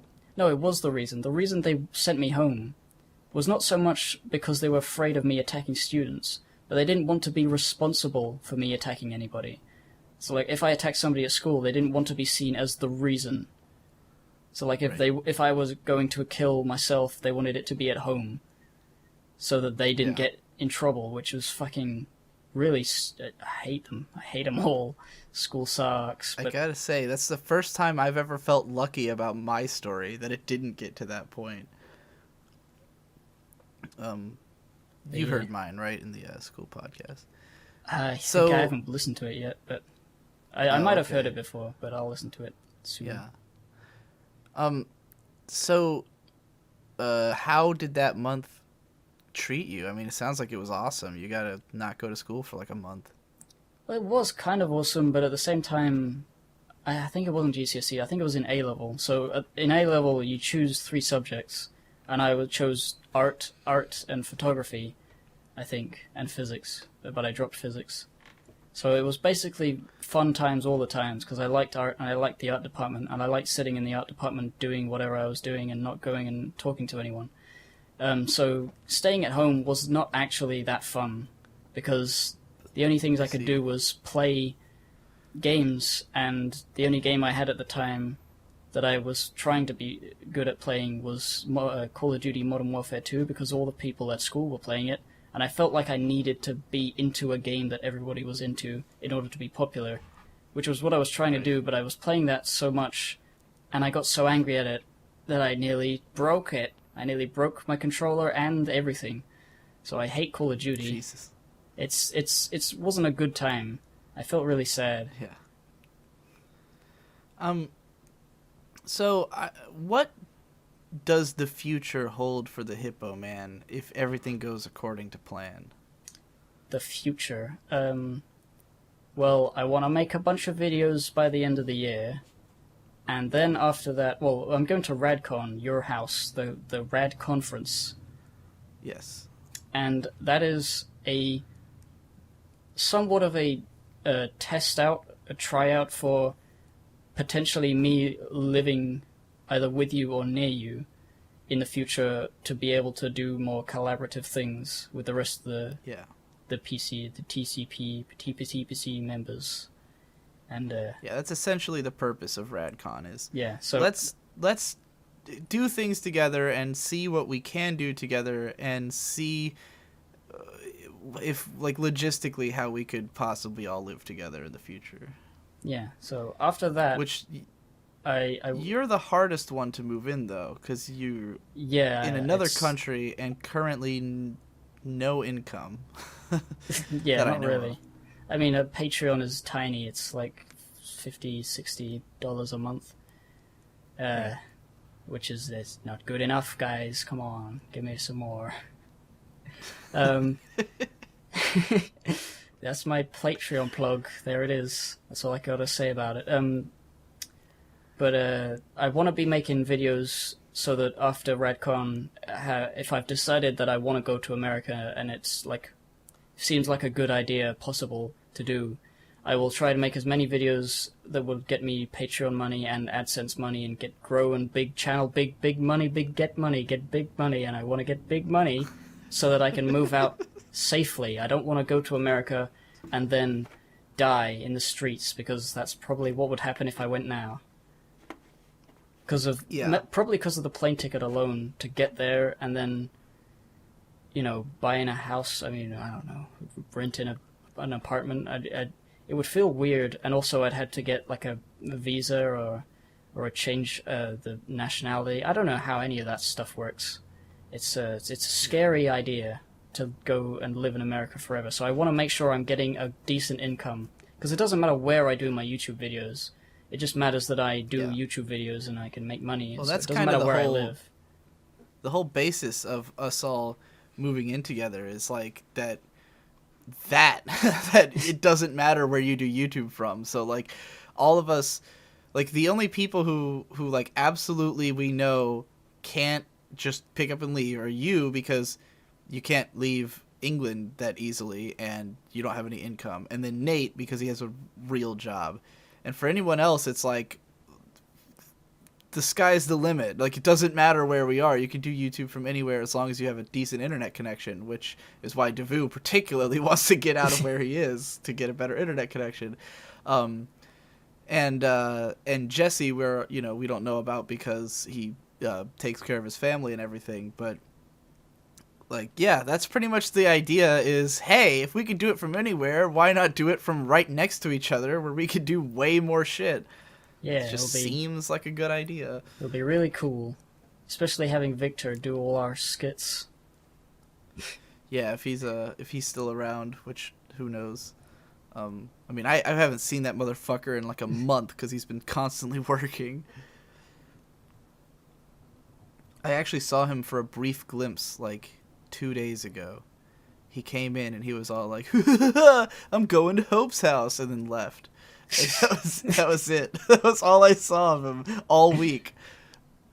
I'm not even joking. That's exactly what he did. Oh, God. He's got a lot of hope in the future. So you actually, you're closer to Devu on the scale of watching all the shit I make. At least you watch all the Digibros, yeah? Yeah, I watch all the Digibros. I watch the Digibro. I watch as much as I can. I haven't been watching your After Dark vlogs recently because my internet's been so poor. I have to really pick and choose which videos I let buffer all day. Right. So I haven't been watching those. What the fuck is the deal with your internet right now? What is this nightmare that you've been living in? Alright, hopefully by the time this podcast comes up, it will be sorted, although I don't know how long you're going to take to make it, to put it up. But next Tuesday, so 6 days from now. Alright, it probably won't be sorted by then, but the idea is we had an internet service provider, and they went bust, and then we got shoved into this other one, which was like, it consumed it. I don't really know the specifics, I just heard this from my parents, that they had an internet service provider, and it died, and then we have been swept away into this other one, which is absolute garbage, and it's very difficult to get out because of a weird thing with my dad's company who pays the phone bill, and it's confusing and I don't get it. And all it means is that the internet is absolutely abysmal, so long as there are more than 2 people using a computer at once in the house, and there usually is. So that all sounds like it should be illegal. Yeah, I don't like it. I'm sad. I made a single rage tweet on Twitter about it, and a guy said, "Oh, if your internet's so bad, how come you're on Twitter, you idiot?" or whatever. He used those arrows, the 4chan arrows, you know? Twitter is like the easiest fucking site to load in the universe. It doesn't take a huge load on your internet. Fuck that guy. I hope you're listening. Fuck you, guy. I mean, I don't really hate him. It's just in the moment, it's like... And after I responded to him, I said, fucking... I explained that I didn't say all of my internet. I said some of my internet. Fuck you, die. And then he replied with salt, and then I blocked him because fuck that guy. That's a very good reaction. It's anyone the only who guy uses I've ever the word blocked. salt deserves I hate to salt. be blocked. Salt and pepper. Salt. Pepper's okay. Say pepper instead. Say paprika. Anything. Let's go through some words I know you hate. Salt, cringe. I like cringe. Get good. Oh, you actually enjoy cringe, though. I enjoy cringe. It's fun. It's hilarious. I know you have a problem with people who try to be dismissive by kind of like acting cool, like your opinion doesn't matter because I'm cooler. You need to get good and stuff like that. Oh, get good. Yeah, well, that's the specific term. Get good is annoying because it exemplifies that. I guess I just don't like people assuming much of me based on the small things that I say, and when they look down on me, I'm like, who the hell are you, bitch? Don't Right. you get angry ever?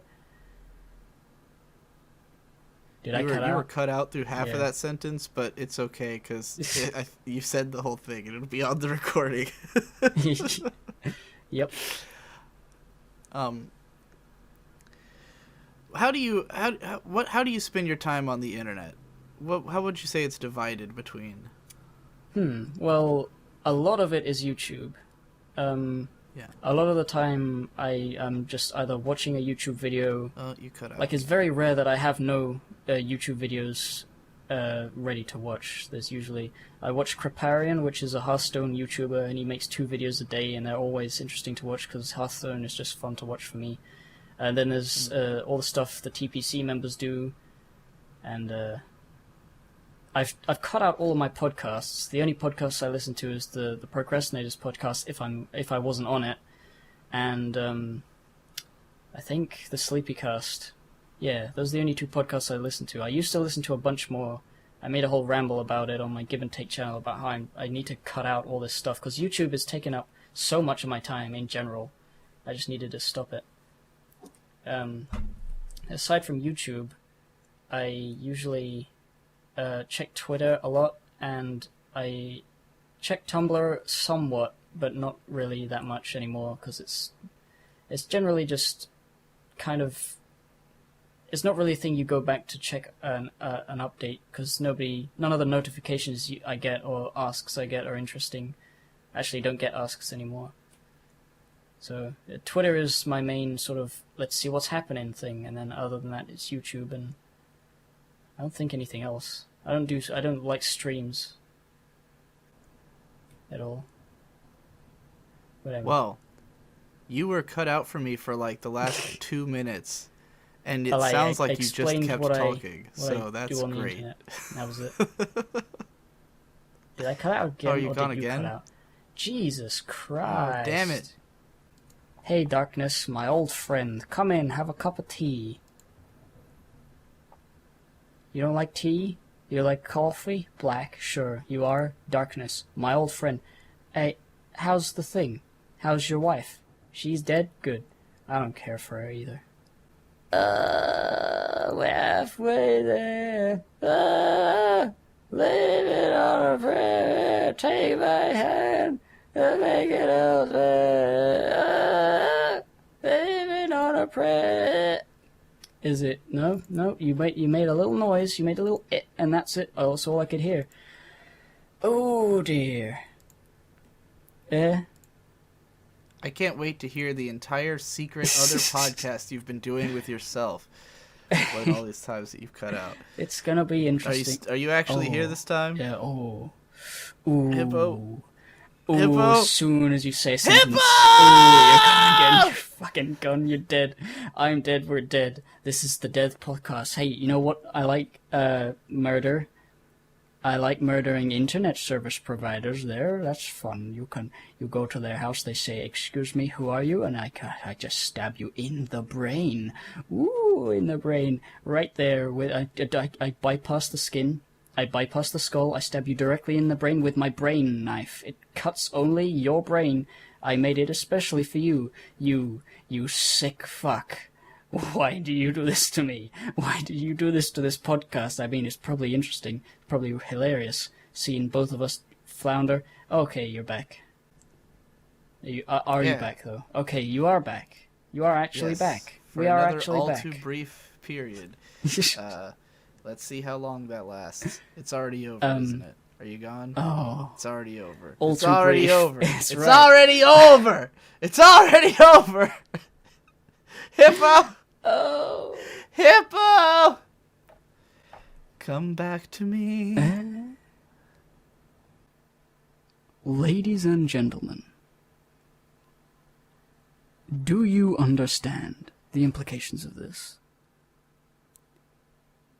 I forgot the rest of that. Oh, Aaron Hansen. You don't even try, dude. Don't even try. This is the two-way podcast. We've split the streams. We're on 2 different universes now.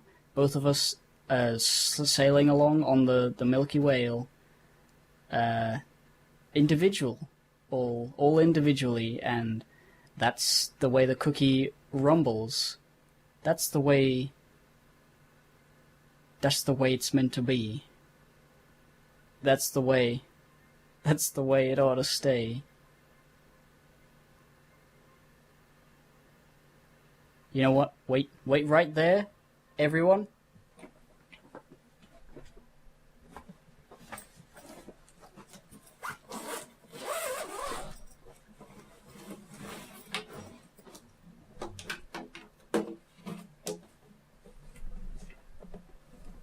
Here we go. Let's start with a good old, this. Blackbeard. Oh, fuck, I did it wrong. Let's do it again. Blackbeard singing in the dead of night. Pretty broken wings and learn to fly. All your life. You were only waiting for this moment to arrive.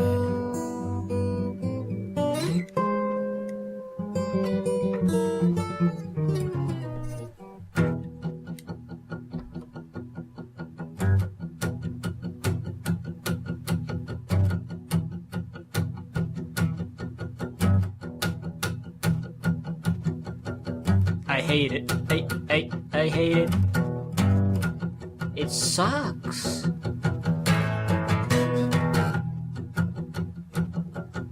Internet.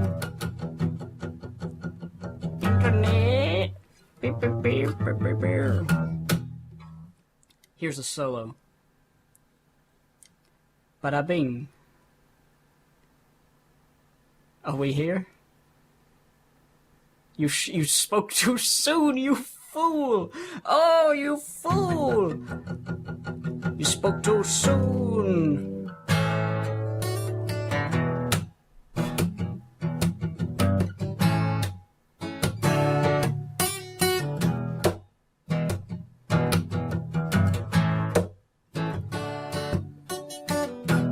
Fuck this shit, I'm dead.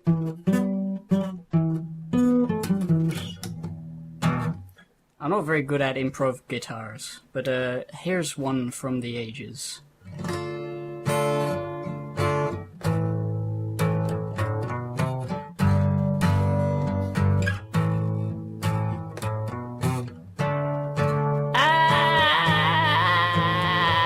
Oh no, we're not here. You're silly, Digi. You think it's okay. It's not. You're gay. We're in the thing. The thing that which I can't think of the word. You know what? It's like the limbo. That'll work. Limbo. We're in the limbo. The limbo of the wimbo. On the window of the windowsill. It's bad here. I don't like it very much. It's got grime on the side. It's a bad game. It's not a game. I'm not talking about a game. Oh, here's another classic.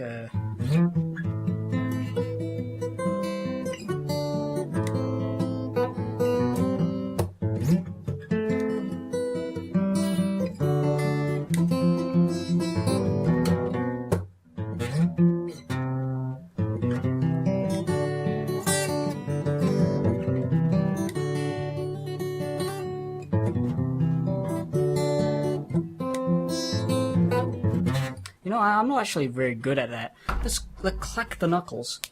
Alright. I can't... Alright, I can. That's the way you look at the world. I can. That's out of tune. That's why it sounds bad. It's not me. Let's do a whole fucking... I'm tuning my fucking guitar while Digi is like, oh, I wish the podcast was working. But you know what? Maybe he'll cut his own bit out and this will just be me. Me and you. You like TPC? I like it. I don't listen to it, because I'm usually there. But when I'm not there, I try to listen to it. It's fun. It's nice. I like being these guys' friends. They're all my best friends. They're all the best times. I love you all. I'm burping. Alright, you all know the words to this one. I don't.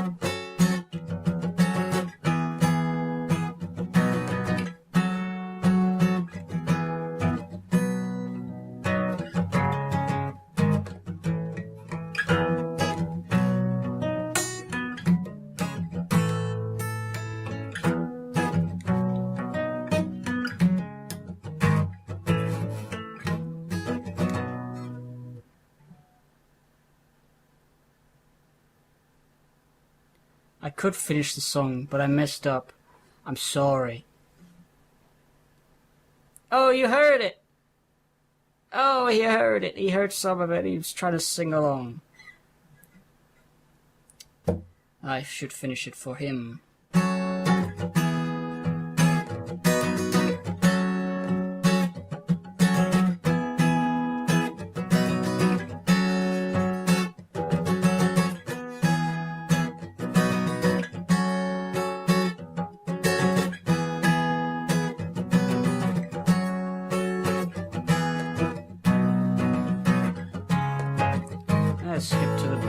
Skip to the other bit.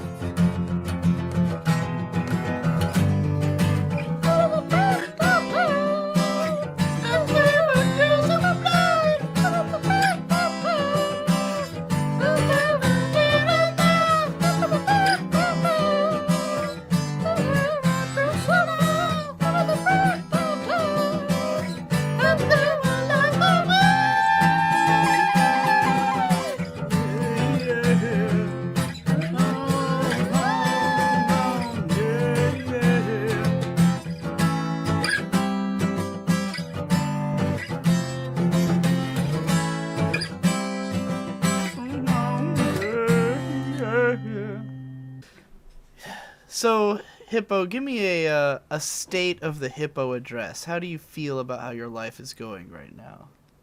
The address? State? I feel my life is okay. I feel my life is actually pretty great. I mean, I'm at home with my parents, but my parents are cool, so that's not an issue. They love me and I love them. I've got a room. The construction at my house is finished. They've got an extension, so now the house is really cool and new. And I have a new room, and I have a new TV because it's my birthday, and everything's looking up really. All I've got now is to focus on my career, my money making, and really that's going well as well. I mean, actually I can't complain. Nothing aside from the internet, but that'll be fixed within a month, probably. So. My life's great. How is yours? What kind of frequency can we expect new Hippocrit videos with? I'm trying to get them out 2 a month, like one every 2 weeks.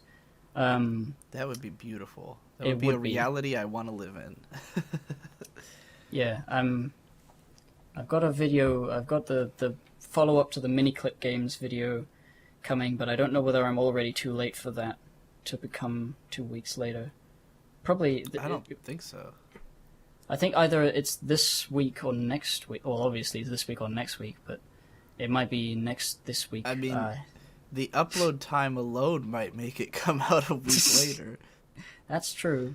I actually don't think the upload is that bad. It's just staying connected. Like, the connection is just wobbly, and it's like okay, and then it's suddenly gone completely, and then it's okay, and then it's gone completely. I mean, as you could just hear, it was like that just then. So I don't know how much you can say about this, but there's also some contract work you've been doing, yeah? Yeah, I don't think it's, like, it's secret, but I've written a pilot for a not necessarily ever going to be made TV show for teenagers, a animation cartoon, because a person came to me and said, I think your animations are funny, would you like to help us write a comedy script? And I did. I went and talked to them.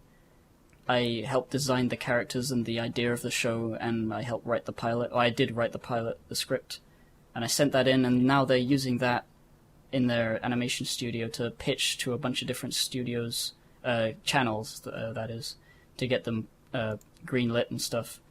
That's all that's going on with that. So I don't know whether that will become anything, but I'm sure I'll work with them in the future. So that's cool. I had been under the impression it was a children's show you guys were making. It was like a prepubescent children's, sort of like 13, 12 sort of, because it's like it's for kids, but it's kind of dark because it's about death. It's a train. It's a train of ghosts. Well, it's not really a train of ghosts. It started off as a train of ghosts, and it was going to be like Spirited Away. That's the idea that I had in my head of what it would look like, but like a show set on a train, filled with mythical beasts and creatures and witches and cool things like that. Creatures of like Greek myths and stuff, and Death, the Grim Reaper himself, would be a character, and he would be cool. He would be all reserved and read the newspaper and stuff. Just sit in the corner and not talk to anybody. Be really shy. That was the thing with Death. He's really shy. He doesn't like talking to people because he kills them eventually. So he's just sort of like, oh no, that's fine. I'll just sit here. But yeah, the point of the show is there's a little girl and she's an orphan, and the orphanage is horrible and evil and despicable, and the person there is evil, and she runs away and she finds a magic train. She jumps on, and before she thinks about where the train would be going, and it turns out it's a ghost train with ghosts, and it's cool. And she has adventures on the train. I think in the scripts that I wrote, she meets the Spider Girl, which is basically Muffet, but a little girl Muffet from Undertale, which is adorable to me, especially the character design they based off of that. I don't know whether I can show anybody the character designs, but I don't think there's much point to it, seeing as the show may never be made, but right. It's cool. And specifically, the person who brought you on to do this was Anna Esther Veloz, right? I don't know if that's how you pronounce her name, but yeah, I don't know what either. But Anna Esther Veloz, she's great. She's cool.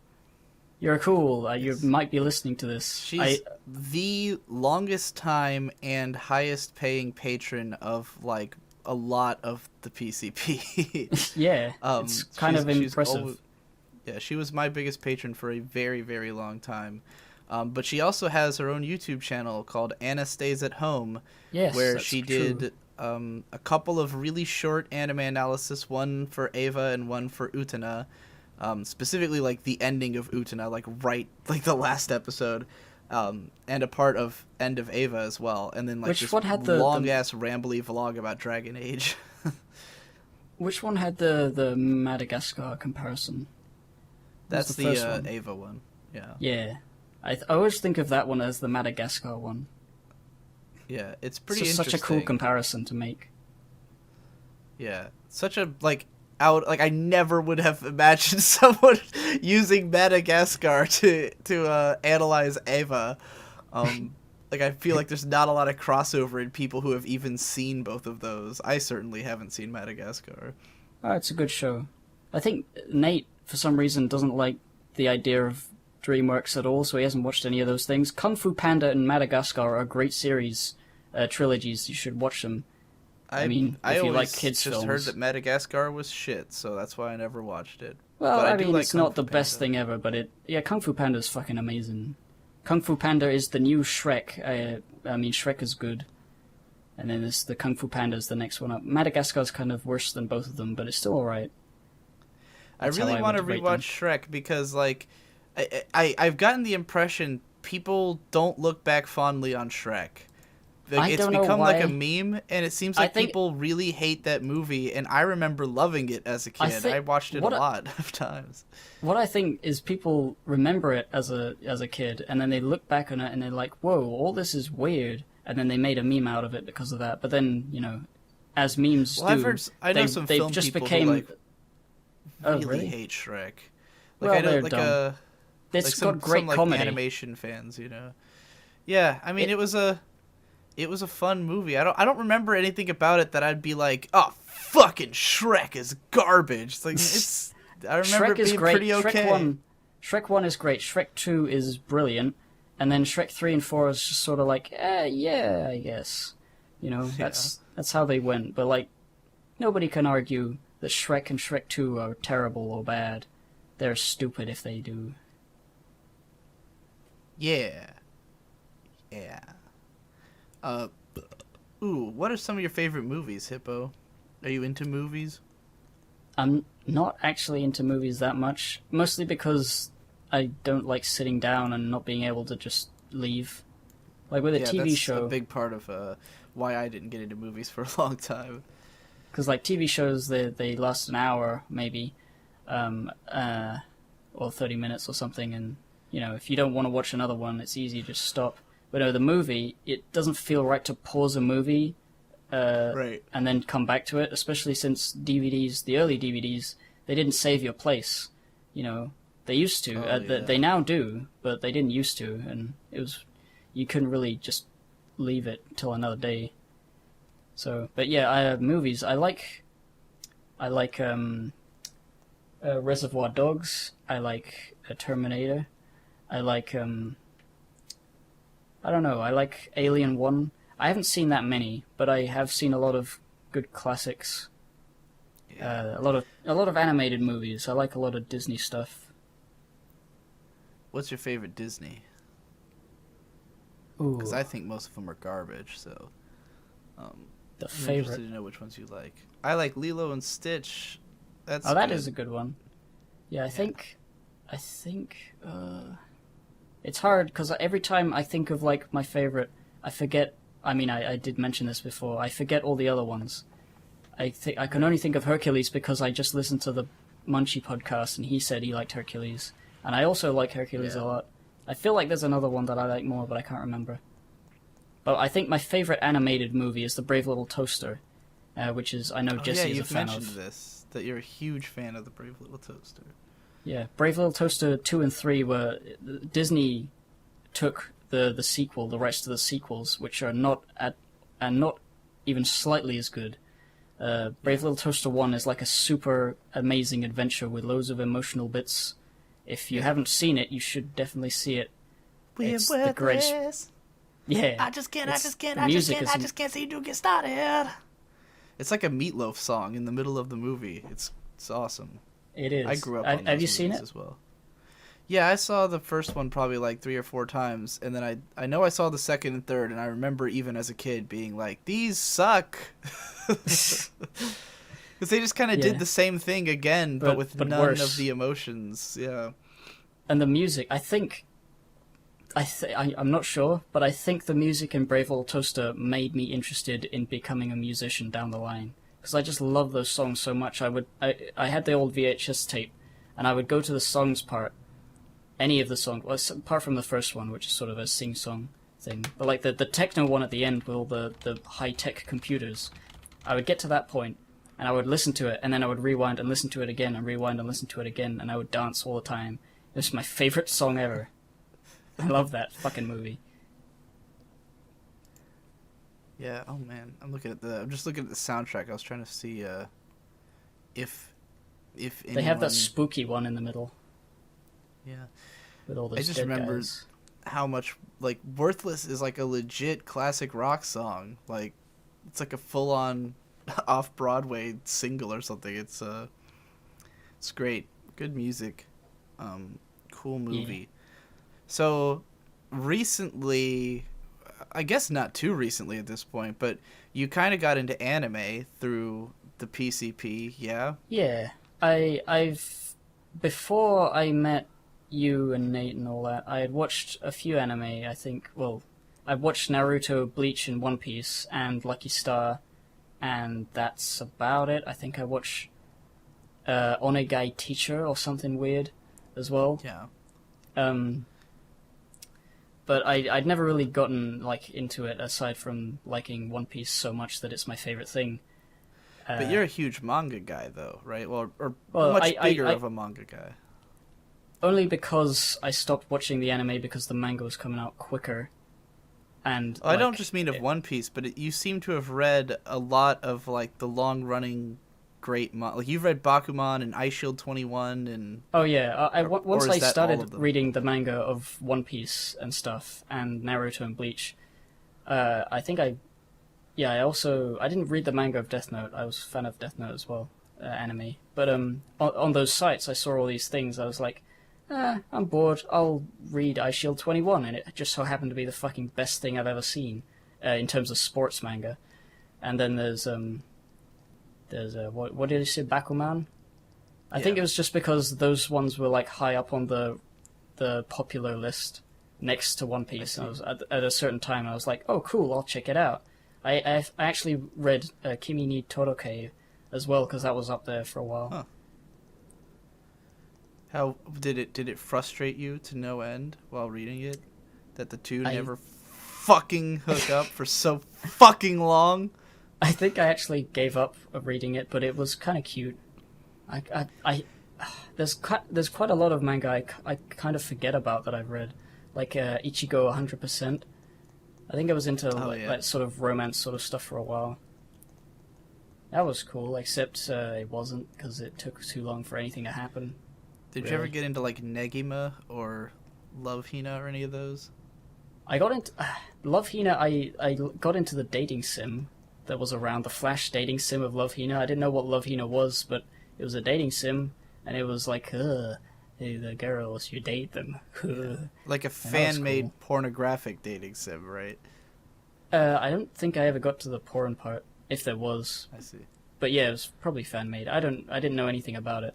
But it was really shitty looking, and it was a really shitty sort of Flash game with gradients everywhere. You know, the sort of Flash gradients. Yeah. So what animes are you into now? I'm gonna go ahead and guess the same ones the rest of the PCP are into, which is all the Gainax shows. Yeah, there's Cowboy Bebop, Space Dandy, Kill la Kill, Gurren Lagoon, Neon Genesis Eva, and what else? It's basically just stuff that I've heard you say is considered really, really a classic. Right. And I felt like I wanted to get into all the classics because they're at least guaranteed to be good. Like, I didn't want to go into experimenting. I think it's something to do with the kinds of people we all are and the kinds of shows that Gainax makes, that there's like definitely a correlation there, because we all love Gainax shows. Like, we all love Eva, we all love Kill la Kill and Gurren Lagann. I guess Nate doesn't love Kill la Kill that much, but like he's being a weirdo about that. He clearly would like it. He just feels that Gurren Lagann is my baby and it's similar. Right. Fuck it. Stupid. Well, what did you think of did you see Fooly Cooly? Oh yeah, I saw Fooly Cooly as well. That was good. I didn't get it, but I like it. Something about those shows, it's just like that studio, the way they make shows, like, because I mean those are all popular, but they're not like, you know, everyone loves them, and yet within our chat everyone loves them. Like, there's no dissenting opinion about Gainax shows in our chat. And like, there's kind of a period at the start of 2015 where like we all simultaneously watched like a bunch of them, because it was like you and Jesse both watched Kill La Kill at like the same time. I think it was. I don't know whether it was me. I feel like my decision. Oh yeah, I watched Gunbuster and Diebuster as well, and K-On! I forgot. But yeah, well, because K-On! Was like, I definitely remember that I got you to start watching K-On!, and then Jesse started watching K-On!, and then I, as a result of that, made my K-On! Video. Like, because you guys were watching it, it got me watching it again. Yeah, and that's it's what inspired me to whenever make the any of video. us are like revisiting something and talking about it in the chat, you get all hyped about it. Like if you or anyone were playing a game that I had made a review on, and you'd never played it before, and you were talking about it, it'd be like, yeah, cool. Right. It's the sort of thing, because like I remember I was watching Ava and talking about it in the chat, and Jesse was like, oh shit, Ava's so cool, and then I feel like that prompted him to go on his crazy Ava binge and started writing fanfics and stuff. That did happen. Yeah, it was all like early 2015, like late 2014, early 2015. There was this period where we were all kind of watching the same anime. Like, you watched Kill La Kill, Jesse watched it, and then as a result of you guys watching it, I watched it again. And then that also inspired my Gurren Lagann versus Kill La, because then you watched Gurren Lagann, and so I watched both shows back to back and wrote that video comparing them. And then you started watching Ava, and I started doing my Ava videos not long after that. So, like, pretty much whatever you were watching, we all ended up watching at the same time. And that sort of spawned some of those old videos. It was great. It was a great time. And then it kind of stopped, I guess, because we watched all the... I ran out of cool anime classics to watch. Well, I it's didn't just run out like... of cool anime.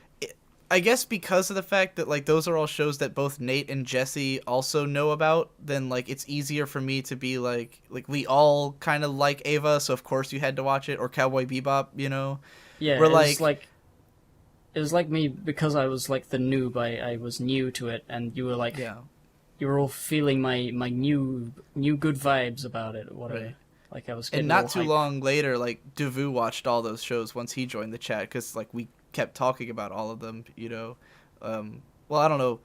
I guess he had already seen Kill La Kill and Gurren Lagann, but he definitely watched Cowboy Bebop and Ava, like, once he started hanging out with us and shit. But yeah, like, it's I guess that's like the TPC canon, is like all the Gainax shows and Cowboy Bebop and Space Dandy. Have you not watched Samurai Champloo yet? I have not. Well, you should probably watch that one, because it's like the third in the trilogy of Cowboy Bebop and Space Dandy and Samurai Champloo, or it's the one in the middle, which me and Jesse are both longtime fans of. Though Jesse has said he can't watch Samurai Champloo because it makes him too Jesse really emotional. likes, the ninja one. There's There's a ninja one. There's a ninja one that Jesse really likes. I forget it. What is? A ninja. Oh, Ninja Scroll. Yeah. Yeah, the Is that- movie. Oh, is it a movie? Well, I'll watch it. Yeah. It's like a movie from the mid-90s that's just like nothing but violence and kicking ass. It's great. And tits. Tits, violence, and kicking ass. Yeah, it's harder for me to, like, get you to watch other anime that I like, because, you know, like, it's hard to get everyone into something. I feel like I'm the only guy in the PCP who, like, people say this thing is good and I immediately want to check it out. Like, everyone else seems to really need to have their arm twisted in order to get into something. Yeah, me more than most. I think I feel like my time is precious, even though I don't do much with it a lot of the time. Yeah, It's that's like, exactly how Jesse I have and so me many act. other things to get into that I already know that I want to get into. Why would I get into this new thing, you know? Occasionally totally it get works. Yeah. With, like, you say Berserk is great, you would really like it. I'm like, sure. Oh, yeah, we I got you guess. to read Berserk. I forgot. And then I eventually did, and it's the greatest fucking thing ever. Well, that was one that, like, I very deliberately wanted you to read Berserk, because, like, knowing your taste, I felt like it was perfect for you, because it's got, like, you know, like it's fantasy with skeletons, and it's got this dark plot and this like really strong main character, and you like shows like Breaking Bad and stuff like that, and I felt like it's along those lines in a way. So I felt like you needed to read Berserk, and I was not going to stop talking about it until you did it. Yeah, there are actually quite a lot of like really saddening moments. Like not saddening, but like really like you just feel like shit after like that bit where there's like that.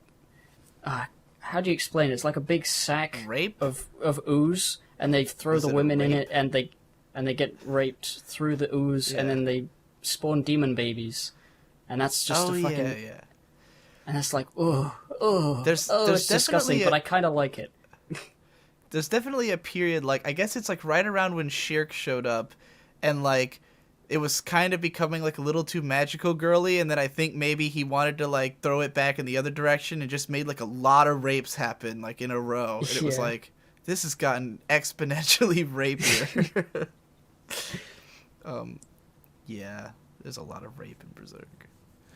I remember reading this, like one of my first exposures to Berserk was this like 4chan copy pasta. It was just this guy going on a rant about how he was like, every single fucking chapter I see some new kind of dick. It's like Miura just sits around dreaming up new kinds of demon dicks. I've seen every kind of dick imaginable, raping every kind of human imaginable.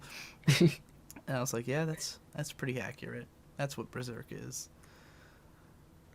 Myriad colors, phantom dicks. So I guess that's all the animes. What's your favorite anime? Think so. What's the best one? I guess One Piece. Well, that's. Well, I don't know what. Yeah, the manga is the best one ever. I don't know about the anime. I mean, I watched like I don't know how many episodes there are. I guess 300. I watched 400. I don't know. A lot of episodes of that anime because I didn't know like anime could be more than just what that show was, which was kind of limited. Like it looked like the manga, but it wasn't as well produced as other anime that I've seen since. Right. So I don't know whether I'd like that the most, but I think it's either Gurren Lagann plus the movie, the second movie with the giant guy, giant Kamina, space Kamina. That's important. You need that. I don't know why didn't know why that wasn't in the show, because I kept seeing that scene of him, you know, be a huge Kamina, and it wasn't in the show, and I was like, oh, what happened?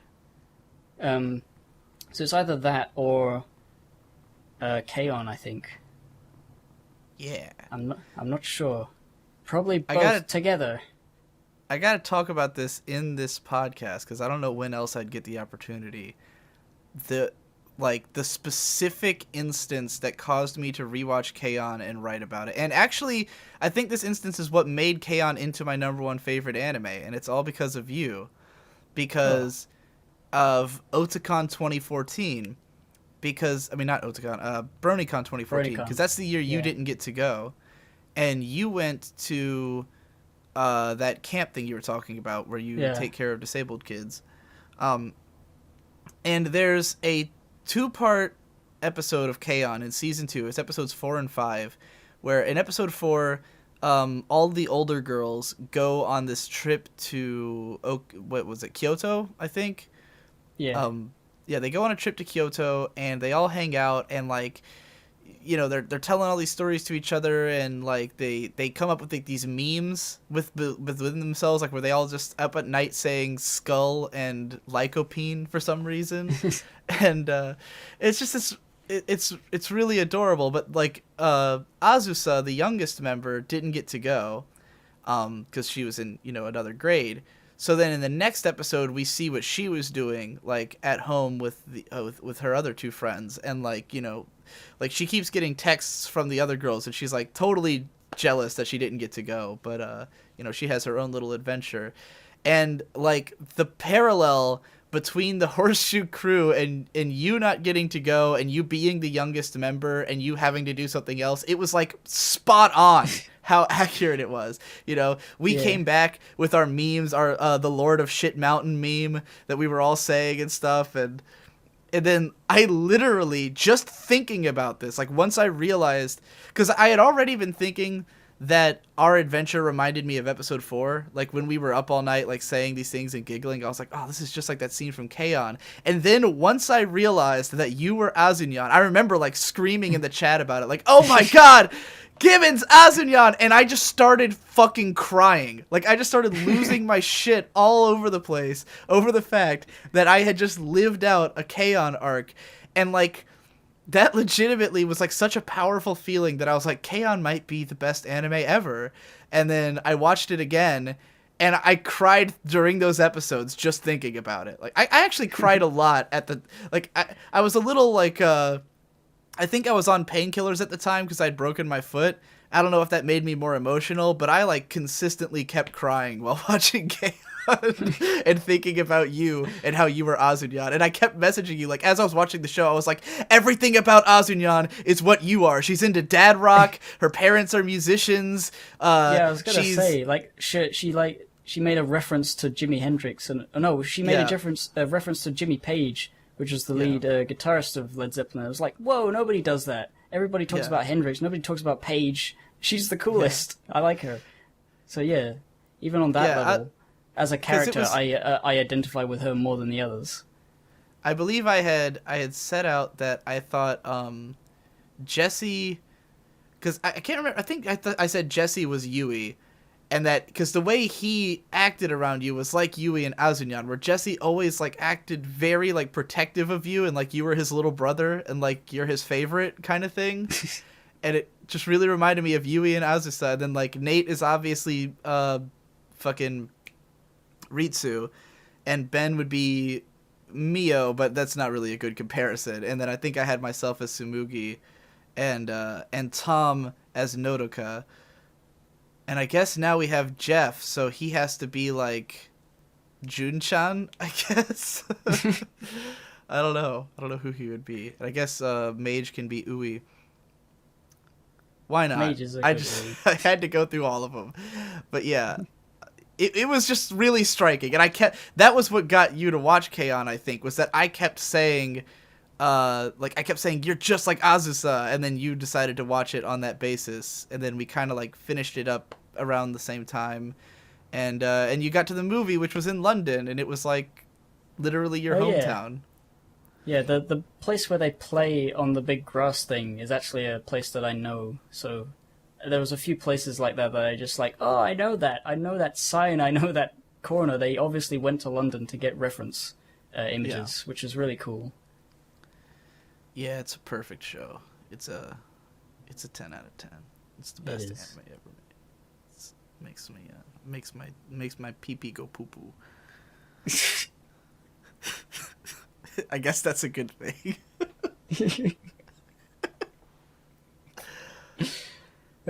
Yeah, maybe. That's a good question, Hippo. What makes your pee pee go poo poo?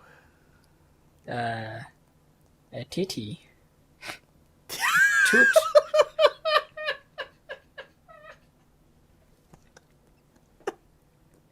That's a perfect answer. Tell me about your waifus. Oh yeah. I talked about this a bit in the waifus cast, I think. I can't remember. I have I forgot a we bunch. did a waifu cast. Yeah, that was like the second one. Yeah. There's Vriska, who is my number one, I think. Yeah, Vriska from Homestuck. Diamond Tiara from My Little Pony. I try to collect one from each thing I like a lot. Yeah. I think, who else is there? There's Marceline from Adventure Time. And Undyne from Undertale. And Raven from Teen Titans. I think you did mention at one point that I tend towards grey girls, and it just so happens that I did love Raven. Yeah. As well. So yeah, all Raven of them also. are either like, other than Diamond Tiara, they are all literally gray skinned. How the fuck does that happen? That's like the weirdest coincidence. I mean, they all have similarities in their personality that even if they weren't gray, you would understand why you liked all of them. But the point stands that they are all gray skinned, with the exception of the pink pony. Yeah. Who just so happens to have a grey-skinned counterpart Yeah. that I'm not into as much. A weird missed opportunity there. But I guess the exception proves the rule. Yeah, so my waifus are, if you know those characters, you can tell that they're all bitches, they're all bitchy, they're all powerful, strong, independent women, and they boss people around. And I guess I like that in a woman, I'm not sure. Oh my god, have you seen Panty and Stocking with Garter Belt? No, I didn't. Oh, I think you would really like that show. I think you will like all the girls in that show. Because they're all bitchy, powerful, crazy women. I can't think of which one will be your favorite, because I don't know if it'd be Panty or Stocking. It'd probably be one of the demon girls, Scanty and Knee Socks. Because they're more of, like, the domineering type. They both believe in, like, absolute order. But they're, like, the bad guys. Because the main characters are all about anarchy, but they're the good guys. It's great. You will love that fucking show. Okay. I definitely guarantee it. It's the same director as Gurren Lagann and Kill La Kill. And Davu's a big fan. Jesse hated it, but he only watched the first 2 episodes. And he watched them dubbed, and he really hated that the girls swear constantly, and it sounds terrible. It does sound terrible dubbed. I looked at it, well, because of the swearing.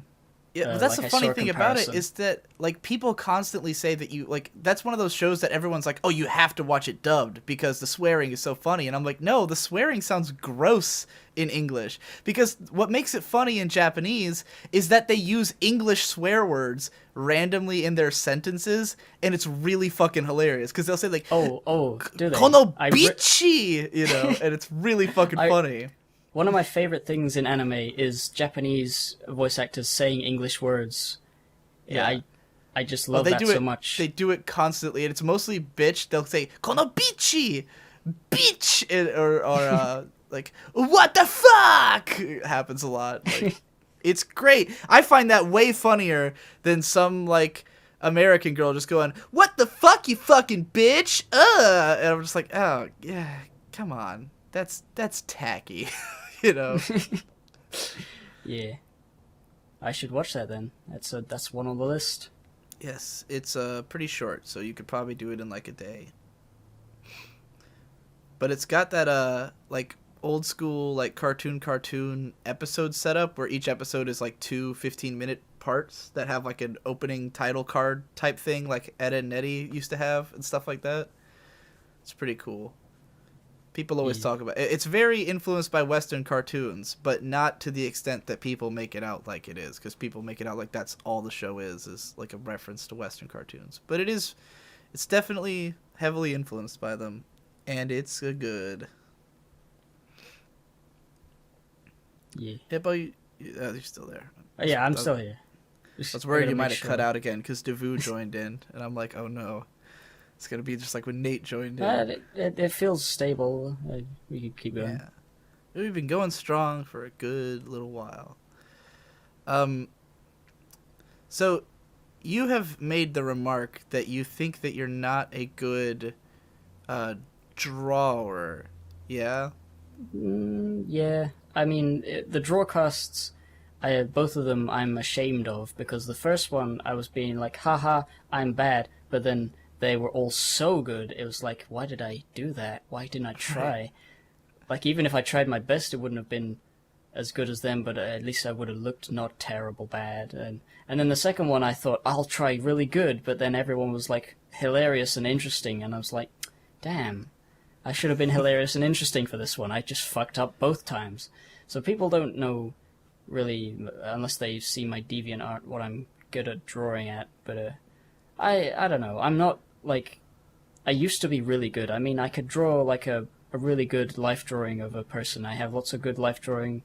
I have lots of good drawings that I've done. But when it comes to a tablet, I'm generally just sort of fucking... I'm bad. I'm worse.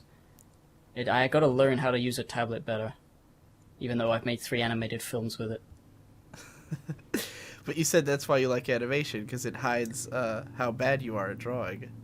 Yeah, you can draw some, like, my first film, the Fish at the Door one, the reason all the frames wobble so much is because I drew the first guy, and I was like, it doesn't look right. It doesn't look good. I can't keep him on screen for more than 1 second, but I gotta. So I just drew the same frame over again and made it loop so that it was deliberately wobbly, and then it was cool.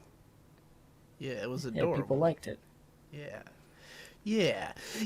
Yeah! Igudra! Igudra! I don't know why I keep lapsing into Gudra these days. I think a Gudra bit me, and I've just been like were-Gudraing. Got a weird gooey rash on your back. Yeah. Oh God. Gudra. That's disgusting. Oh my God, it's like a Ren and Stimpy image in my head now. That's disgusting. Oh no. I always liked your art style. I still think your drawings are good. I liked your Gudra. I liked the face on it. I described it as a gormless expression, I think. Yeah. I mean, I don't think I'm bad at drawing. I just, like, in comparison to people like Ben, even people like Ben, I mean, Tom and Mage are like, they can draw like professionals, and Ben's like really got a unique style that's very Ben, and it works and it's cool. And then I've got mine, which is like, it's a style, but it's very easily replicatable, I think, because it's simple. I don't know. I can tell your style immediately when I see it. Like, every time you ever drew, like, a pony character, I would know that you had drawn it. Oh, well, like, yeah. Now that you say that, I guess that is true. My pony OC was very different from everyone else's. Because I drew it myself, and it was good. Yeah, both you and Ben had that, like, that kind of style where, like, because me and Jesse got, like, you've drawn both mine and Jesse's ponies, I think, in your style for, like, use in different things. And, I think I draw your guy once for the analysis compilation, and then I made a bunch of poses for Jesse for Horseshoe Finale, when he wanted to act like me, which was cool. Yeah. I just stop myself before I go full goo. Your main career goal is to be a YouTuber, right? Like, that's the one you want to pursue the most. Yeah. I mean, it's kind of weird, because, like, the opportunities I have, I could become an actual animator, or a writer, or a musician, if I just went in one direction or the other. I was already a pretty good musician by the time I was considering going for an animation degree, and it was like, what do I do? Do I do music? Do I go on the road? Do I become a band guy? Or do I do animation and do all that? I don't know whether I like animation. So I had to make a decision then, and I chose animation. And now, after doing 3 years of it, I'm not sure that I would like to do that for my entire life, although I could. And then YouTube became a possibility that I was getting better at, and I made a few videos and they were good, and I really like them, and I think I could be better. I could be one of those 900k sub weirdos in the gaming community. Like, if I tried, it's like, I have opportunities and there's too many good ones to pick, and it's kind of hard to decide. But I guess YouTube, right now, I'm doing YouTube while I wait for potential other things. But I want YouTube to, if while I'm waiting to do other things, my YouTube grows to a point where I can say, okay, that's what I'm gonna do, then that's what I'll do. Yeah. Well, I think what's great about YouTube is that it's pretty easy to imagine how all of those talents can be used in YouTube videos. Like, you can pretty easily, like, incorporate animations and music and all that into a video. We all just saw, I mean, Nate didn't make the music itself, but what he did with that Kenny Loggins song in his new video was like, yeah, this is a good idea. Like, this is a good way to make a funny YouTube video, is to, like, if you can sing, then sing in a video, If you can play guitar, find a way to get guitar in there. Or, like, Yotam Perel, where he does, like, his animations with songs and shit, and then just makes, like, whole albums out of nowhere. Really, the YouTube is most likely the best, like, the best decision to go for, but it's been slow, so I don't know. I just need to be making more videos more quickly and putting them on the internet. Yeah, well, I think that's like the big fear that I have, like with, or not fear so much as like what I need to see with you and Nate is like, we all kind of are under this mindset of like, we're never gonna know for sure if you would be successful until you get fast, because like if you do put out like 30 videos in a year and you still don't get big, then it'll be like, okay, maybe it's not happening, you know. But when it's only like 2 videos a year, like you did in the last year, then it's like, well, we can't really say for sure until, you know, we get a better read on it. Same with Nate, where it's like his channel's growing really slow because he's putting out videos really slow. And like, he's got more subs than me though. That fuck. Yeah, asshole. But then you've got like Jesse over there who's puts out videos constantly and doesn't grow, but he has a huge Patreon, so like, you know, maybe you guys will end up like that. Like, it's really hard to say, but until you have enough videos, I just don't think we can judge it, you know. That's why I'm trying to do 2 per month until the end of the year to see what happens. Yeah, I really gotta buckle down. Yeah, I'm looking forward to it, because number one thing I want in the world is more Best Guy Ever, more Hippocrit, and more of my Japanese animes, as opposed to more Endless Chess vlogs and Blue Glows. Not that I don't enjoy those. But god damn it, I need to see everybody on top of the world! Yeah. Not just me and Jeff. Jeff with his fucking like 10 avenues of income that he has now, that son of a bitch. Fucking Jeff. Who is he? I don't like him. I don't know him. We talked once about playing Game Boy Advance in bed, and that's it. That's true. You haven't really talked to him much at all. He makes too much money, and therefore he's a piece of shit.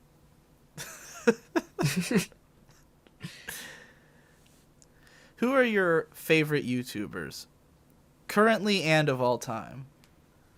Currently, I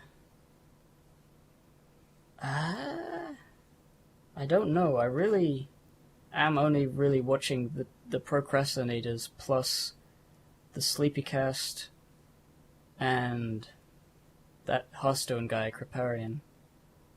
And Creparian's fun, but he's not like a really great YouTuber. Right. Yeah, I don't know. There's... I forget all of the ones that I like. All of the ones. I know you like... Well, yeah, go ahead. Yotam... Oh, you said Yotam Pearl is a good animator. Yeah. He's cool. I like his stuff. I like Hot Diggity Demon as well. Really great animations, like ridiculously good for YouTube. He doesn't get paid enough. He puts way too much work into his animations. Like, they come out ridiculous. They come out very rarely, and I often feel like the quality of the writing does not deserve the level of animation he puts into them. I'm like, because I don't often find them that funny. I'm just like blown away by how much effort he put into something that is sometimes just weird and like not even really funny. I guess. But you recently commissioned. You commissioned an art piece from him of Vriska. I did. He was doing commissions, and he never does those. So I paid him a bunch of money for a Vriska with a hippo with a little hat, and that's cute, and I love it. I think it's just his art style and his animation skill that I really like so much. In terms of favorite, AVGN is probably my favorite YouTuber because he's got such a great back catalog, and he's really charming, and I love him. And he's still not shit. Yeah, he's still doing pretty. There was a portion of AVGN episodes during which he was filming his movie that were sort of, I don't know, but then afterwards they were like, there was only like 4 or 5 of those that were just sort of okay, but they were never bad, you know, they always were decent enough, you know, better than most. It's amazing that he's gone so far. I mean, He's clearly a genius. Yeah. Clearly got the power. Now I know you used to be a big Total Biscuit fan, right? Oh yeah, I like Total Biscuit. He doesn't really make... He's never really made single videos that have like blown me away. I just really respect him as like a journalist, not really a journalist, but like a commentator. Like he has a lot of correct opinions about lots of issues about gaming news and stuff. I always love his content patch. I used to love listening to him on the podcast because that was fun, but the podcast takes too long and it's not that fun. Not fun enough to waste like 3 hours every week. Right. But I like him. He's really good at the news thing. You used to be a big Game Grumps fan, right? Oh yeah. Yeah, John Grumps is my favorite Let's Play series of all time.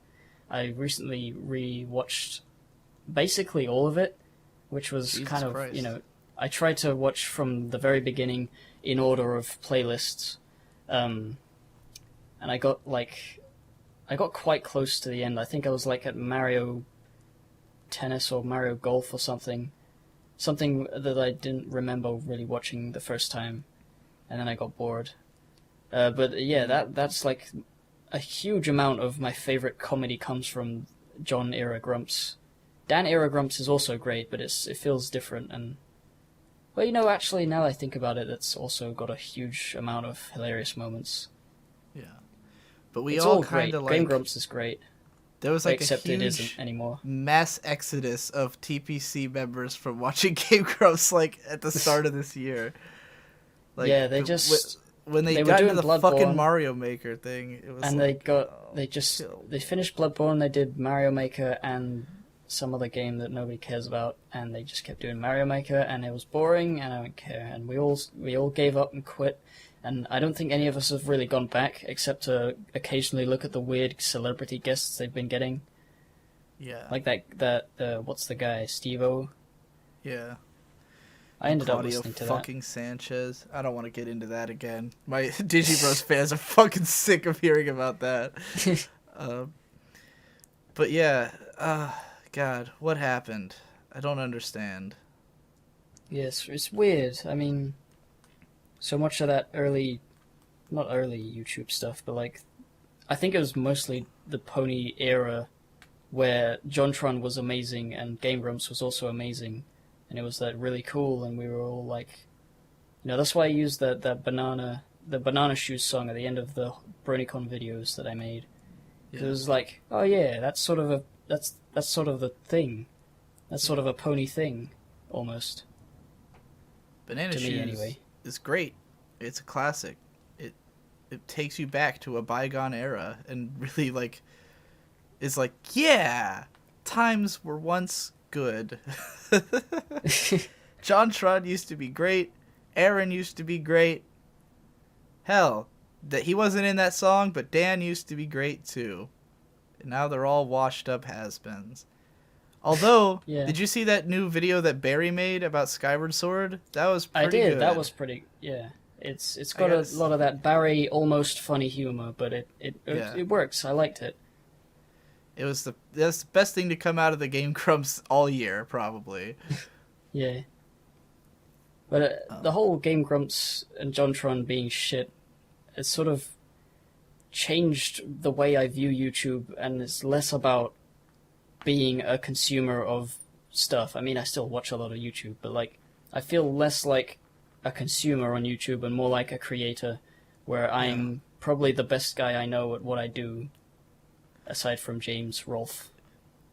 Yeah, I would definitely say that it seems like for you and Nate especially, since you were both such big JonTron fans, like, him turning to shit in some ways did more good than harm, because it, like, made it so there were shoes that everyone kind of wanted to fill, Like, wow, JonTron sucks now, that means we can now be the new one, Like, he needs to be replaced, we need to kick him off his throne.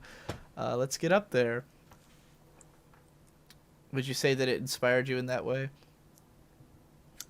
I'm not sure whether it was a direct inspiration. I think it was just sad, but I felt good about myself Yeah. in general at the same time. I don't know whether it's directly related, but I feel better about my own videos in general because I'm like, yeah, like, because people like you and Victor have said, you know, I'm better than JonTron now, and I'm like, Yeah. you know what? You're right. I am.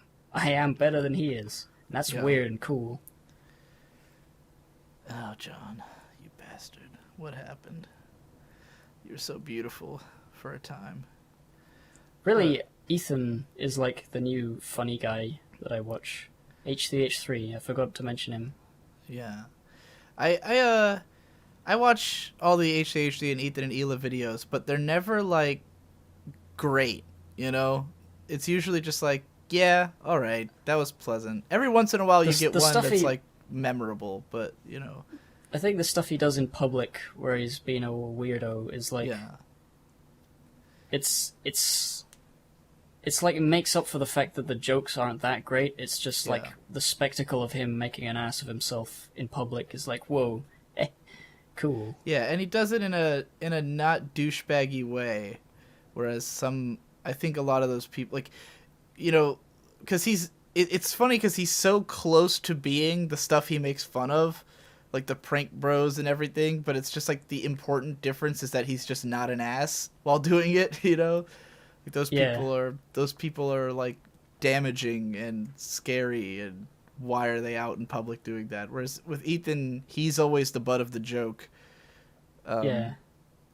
I mean, I think you were saying you're done with Filthy Frank, or someone was done with Filthy Frank, maybe Jesse, because he was doing all those things that, like, he was doing these things that are just as bad as all the prank bro things, because he's just being a weirdo at people, and he's not making any attempt to make it, like, charming. It's just as weird as possible. And I'm like, yeah, that, like, when he had that ravioli in his pocket, or was that? I forget what that was. I don't know. It was weird. He was going around to people with it. Yeah. Well, like, I have a lot of like, the reason I followed Filthy Frank for a long time is just I have a lot of respect for, like, the physical comedy.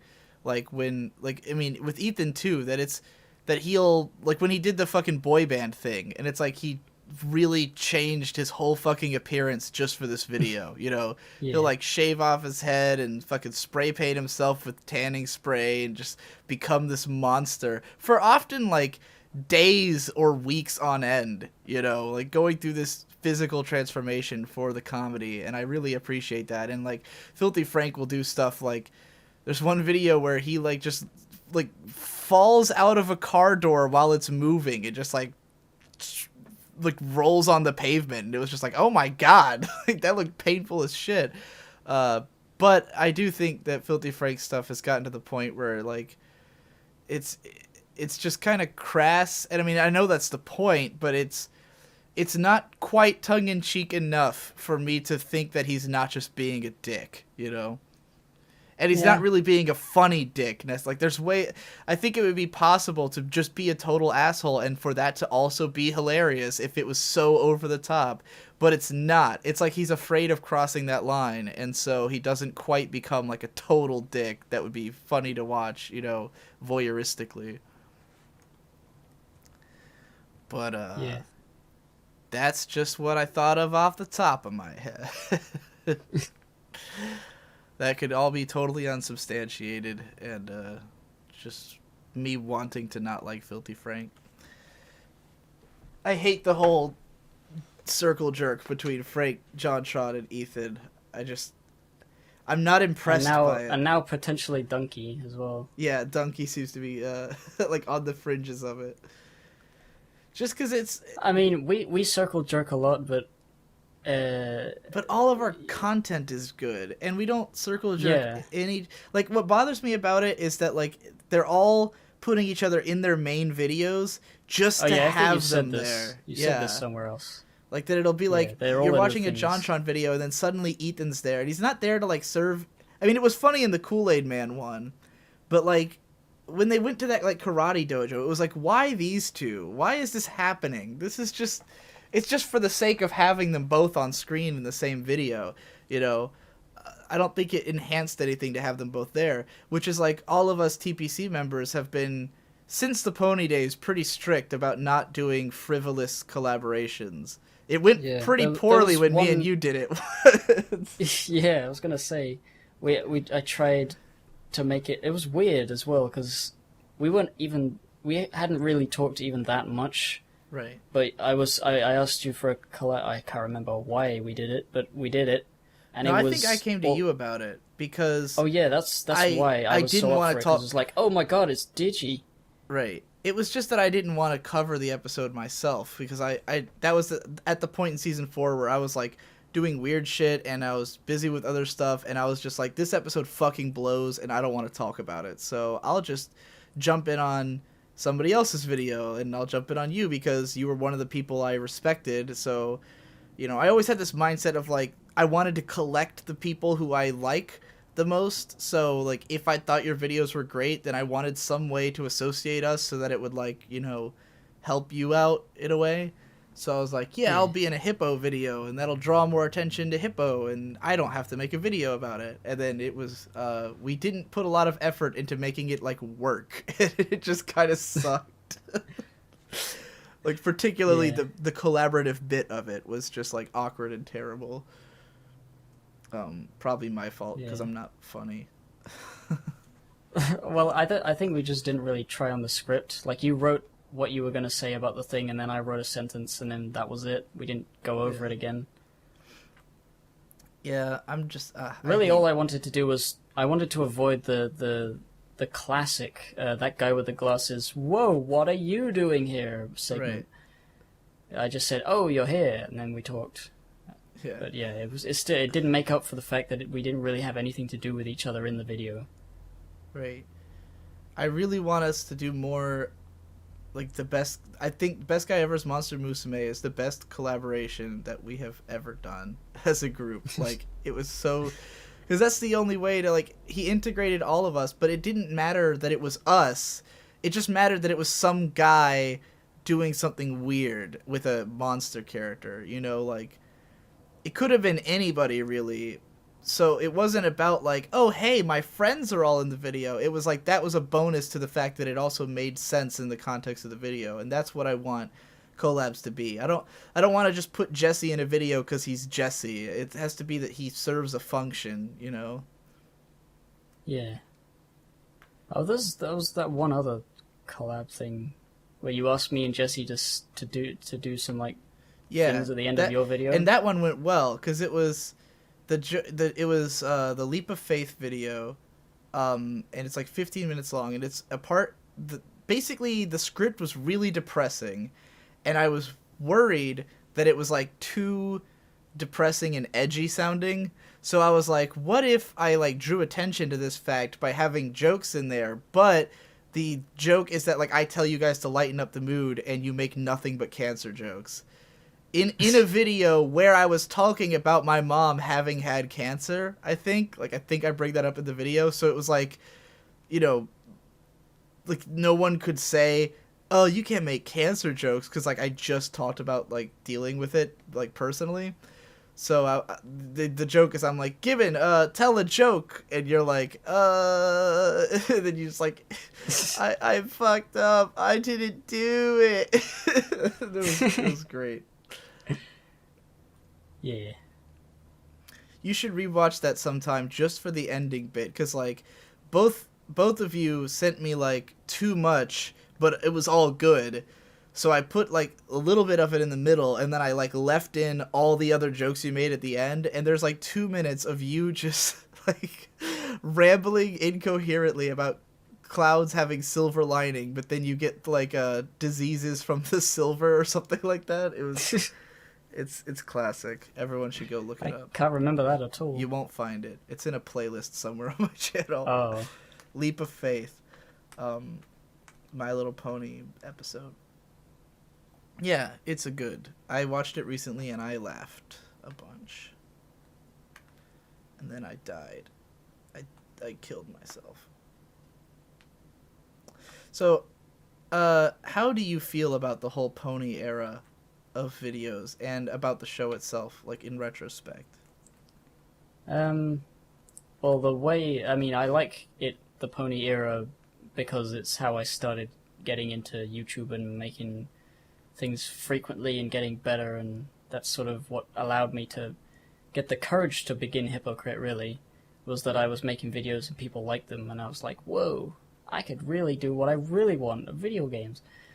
As for the show, though, I don't know, I liked a few episodes. What was the most recent season? 6? Is it 6 now? Yeah. Yeah, I watched a few of those. The first 3 were terrible, and after that it's pretty great, so I think I still like the show. I'm just not too invested in anything to do with the fandom at all. Right. I think It's we just all sort of kind of like- concluded that we didn't want to be involved with the fandom anymore. Yeah, I mean, really, there isn't much to the fandom anymore. It's just, all the musicians are just sort of tired of it. All the artists are just sort of doing the same thing. And the They're in analysis it for the money. crew is... They're all just in it Yeah. for the money. If you're still... And the analysis people are fucking cancer, so Yes, I hate them all. they are awful. You had a lot of experience with those people. Like, you were in that chat for a lot longer, and you talked it's to them for longer. the bro analysis Skype chat, Yeah. where I think you don't... Were you even invited to that? Yeah, I was there at first, and I left after like a month or so. Yeah, it's weird, because at the top, I think Skype usually says who used to be in the thing and who's left. Or maybe, no. I don't Maybe it's think just so. the people who just never talked. Yeah, because I saw Tommy Oliver was in there, but he never said anything. But all those people in there, I don't really want to get into it, because it's sort of, No. it's a lot Yeah. of stuff to say. But just, they suck. Yeah. Most of them suck. I'm glad to have left it. There's a And if good you're reason listening that to none this- of us are going to BronyCon again. Because, Well, I mean, I don't know. I like the con, kind of. But it is weird. I would rather go to a different con, right. if I could. But instead, you're going to a conference in Virginia Yes. Beach, Virginia. I almost said my Now they know address where for you some reason. live. Yeah, don't do that. I almost went through my entire address, and then I was like, wait a minute. Why This am is I on doing the that? internet. Not that my address is probably hard to find or anything, but I do want to open a P.O. box soon. So, have you thought about expanding and doing videos about anything other than video games? Perhaps I was thinking maybe I could try an analysis of an anime, just so that because you always want one from people. Yes. You want more anime analysis, and I guess I could analyze One Piece anime, but I don't know. I Probably best to wait. There's till nothing- after, there's nothing- Nate. Well, yeah, after Nate's done his, but then he'd probably say everything. I could analyze movies. Really, I just want to talk about stuff I like. So if it just happens to be something that isn't a video game, then I'll talk about it anyway. Right. It's a very nostalgia-based channel. I mean, that's like theoretically, my channel has never been an anime channel. It's just that I only talk about anime. Like it's never been like this is just the only thing I care about, because I've done like a couple video game videos in there and like a couple film analysis, but it's like I don't care about anything other than anime. So Well, it's clear that your fans, like, they know yeah, well, that at you're this smart point, enough to talk about things like Dark Souls, because everybody loved that video. well, that The video Dark Souls was I think Bloodborne. I think that video hit it big outside of my main audience, like, because it has a fuckload of comments, and most of them are from people I don't recognize. So I really think it just got big in like the gaming circle and the Bloodborne fandom or Dark Souls fandom, like as opposed to my main audience for I the guess. most part. But yeah, I'm definitely seen as an anime YouTuber. I mean, which is completely fair. It's all I cover, but like it's never been technically an anime channel. But Hippocrit so far has been exclusively video games and I guess skeletons. Yeah. What is it I with guess you and I- skeletons? What's the deal with that? Oh, finish what you were gonna say first. I forgot what I was going to say, and now I want to talk about skeletons. Alright, skeletons are cool because they don't need to say any words, they just swing their sword. I think I mentioned... I actually didn't really go into much depth in the skeletons video, But I love skeletons because of the Black Cauldron skeletons, which are really creepy and spooky and cool and dangerous. And the skeletons from Dark Cloud, because, I don't know, I love Dark Cloud and skeletons in that. I think there's just something about the way a skull... It looks like a face because it's obviously a human skull, but it's like... It's got this innate spooky quality because the eyes are black.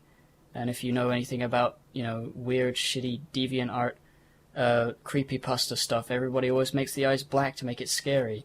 If you got a cursed That's why Mario everybody's game. afraid of black people. Yeah, well... Badum-tish. Badumsh. That's why people are scared of you, because you wear black glasses. Oh, yeah. Sunglasses. But yeah, I don't know. I could go into the analysis of why a skeleton is... I mean, it's a symbol of death, and death is really cool.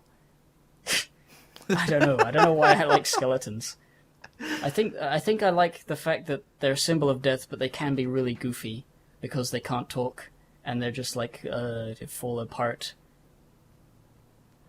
Yeah, I guess it's like there's something moe about skeletons, in that like they simultaneously are imposing but also very fragile. I actually had this idea. It was really weird, and I don't know whether it would ever exist in any form, but this idea for an anime where the main girl character gets turned into a skeleton, and it's like, oh no, my chest is flatter than that other girl now, or something. Which would be one of the things, but the main thing is obviously trying to fit in, because like she doesn't have any skin, so she's got to wear clothing all over herself, and people are like, huh, what's wrong? Why don't you show me your face? And it's like, yeah. Why don't you speak? I don't have a voice box anymore, and she has to learn sign language, and she becomes friends with the deaf kid that nobody likes. This would make an amazing one-shot. You really need to make a one-shot out of this. It's like 45 pages. It's just the idea of having like a cute girl, but she's a skeleton. Yeah. And I don't think that's been done before. I could totally see that working in being in like a weird offbeat magazine in Japan. Because Frankenfran, you might like the manga Frankenfran. I just bought the first 2 omnibus volumes of it today, but it's sort of that combination of like cuteness but mostly gruesomeness. It's about a girl named Fran who was like she's basically a Frankenstein monster person, but she's also like a doctor, and she lives out in this mansion in the middle of nowhere, and like she'll repair people, but she always turns them into like some kind of Kafka-esque nightmare.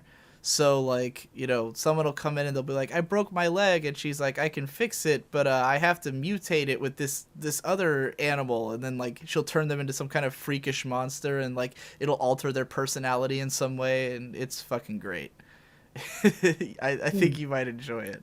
And Fran is adorable, so there's lots of cute girls. I think I've just realized one thing about skeletons, which is the reason I don't like some skeletons, is that they can't have an expression. Like, if a skeleton were to just be a guy, and you call him over and he turns around, he'd just have that completely blank face because he doesn't have any face muscles. Right. He'd just be looking at you. You couldn't tell what he was what he was thinking. Like, when people have skeletons and they give them angry skeleton eye holes, it's like, that's silly. Yeah. It doesn't work. Well, I mean, the way you would do it with the cute anime or manga version is that you use just all those, like, manga, like, blush and stuff, and, like, yeah, the like, somehow sweat drops fucking and stuff bones. like that. Yeah. Because they're usually, like, drawn over the face more so than on it anyways. So I think it would work. I think it's a great idea. I want to read it back. Like, I have a picture in my head of what it would look like, and it seems really good. And I really want to read it. And I could totally see it being a chapter of Frankenfran, hilariously enough. Oh, shit. David Boney, I'm Afraid of a Skeletons. One of my favorite music videos on the internet, on the Hippocrit channel. Which I heard that long before I actually tried to find the actual song, and I don't like the actual song nearly as much. Because the version you used is like this. It was like a weird karaoke version you found, I guess. And Yeah. I just kind of like the instrumental in that better than the actual song. And you mumbling about skeletons over it. It's just really funny. It's the best. I'm afraid of the Yeah. skeletons. I'm afraid of the world. Yeah, I'm proud of that. The way I filmed that was my dad has these rotating colored lights that he uses for stage performances and stuff, and they were just in the room, so I let's plug them in and get all the Halloween decorations and just go nuts. It was me and both of my brothers. We were just having a fucking blast, being idiots, and yeah, I asked Henry to film me singing, and then I filmed them doing everything else, and I just filmed it over and over until I had a bunch of weird shots, and then I put it together and it worked. It was good. Great. It's definitely one of the most fun things that has ever happened. Like, it's just pure enjoyment. Every time I watch it, I'm like, yeah, this is great. It was originally going to be part of the 20 skeletons video, but I made it its separate thing because I felt like people would want to rewatch the cool music video and not have to go through all the bullshit. So yeah, I'm glad you made that decision because I have watched it a bunch of times. So we're getting towards the end here. Do you have anything you really wanted to say on this podcast that you haven't had a chance to? Not really. I mean, I probably will remember something like 2 hours from now, like fuck. But right now, I can't think of much else that I want to say. I think I've talked about myself. I talked about what I like and what I do. Yeah, go subscribe to Hippocrit YouTube. And it's spelt like hippo as in hippopotamus and crit as in critic. There will be a link in the description. I know, but is. I know, but Google still changes it to Hippocrit, and it's wrong. Hippocrit is the real word. I don't like it. I invented Hippocrit. It's mine. All right, everybody. Well, thanks for listening, and we'll see you in the next one. See ya.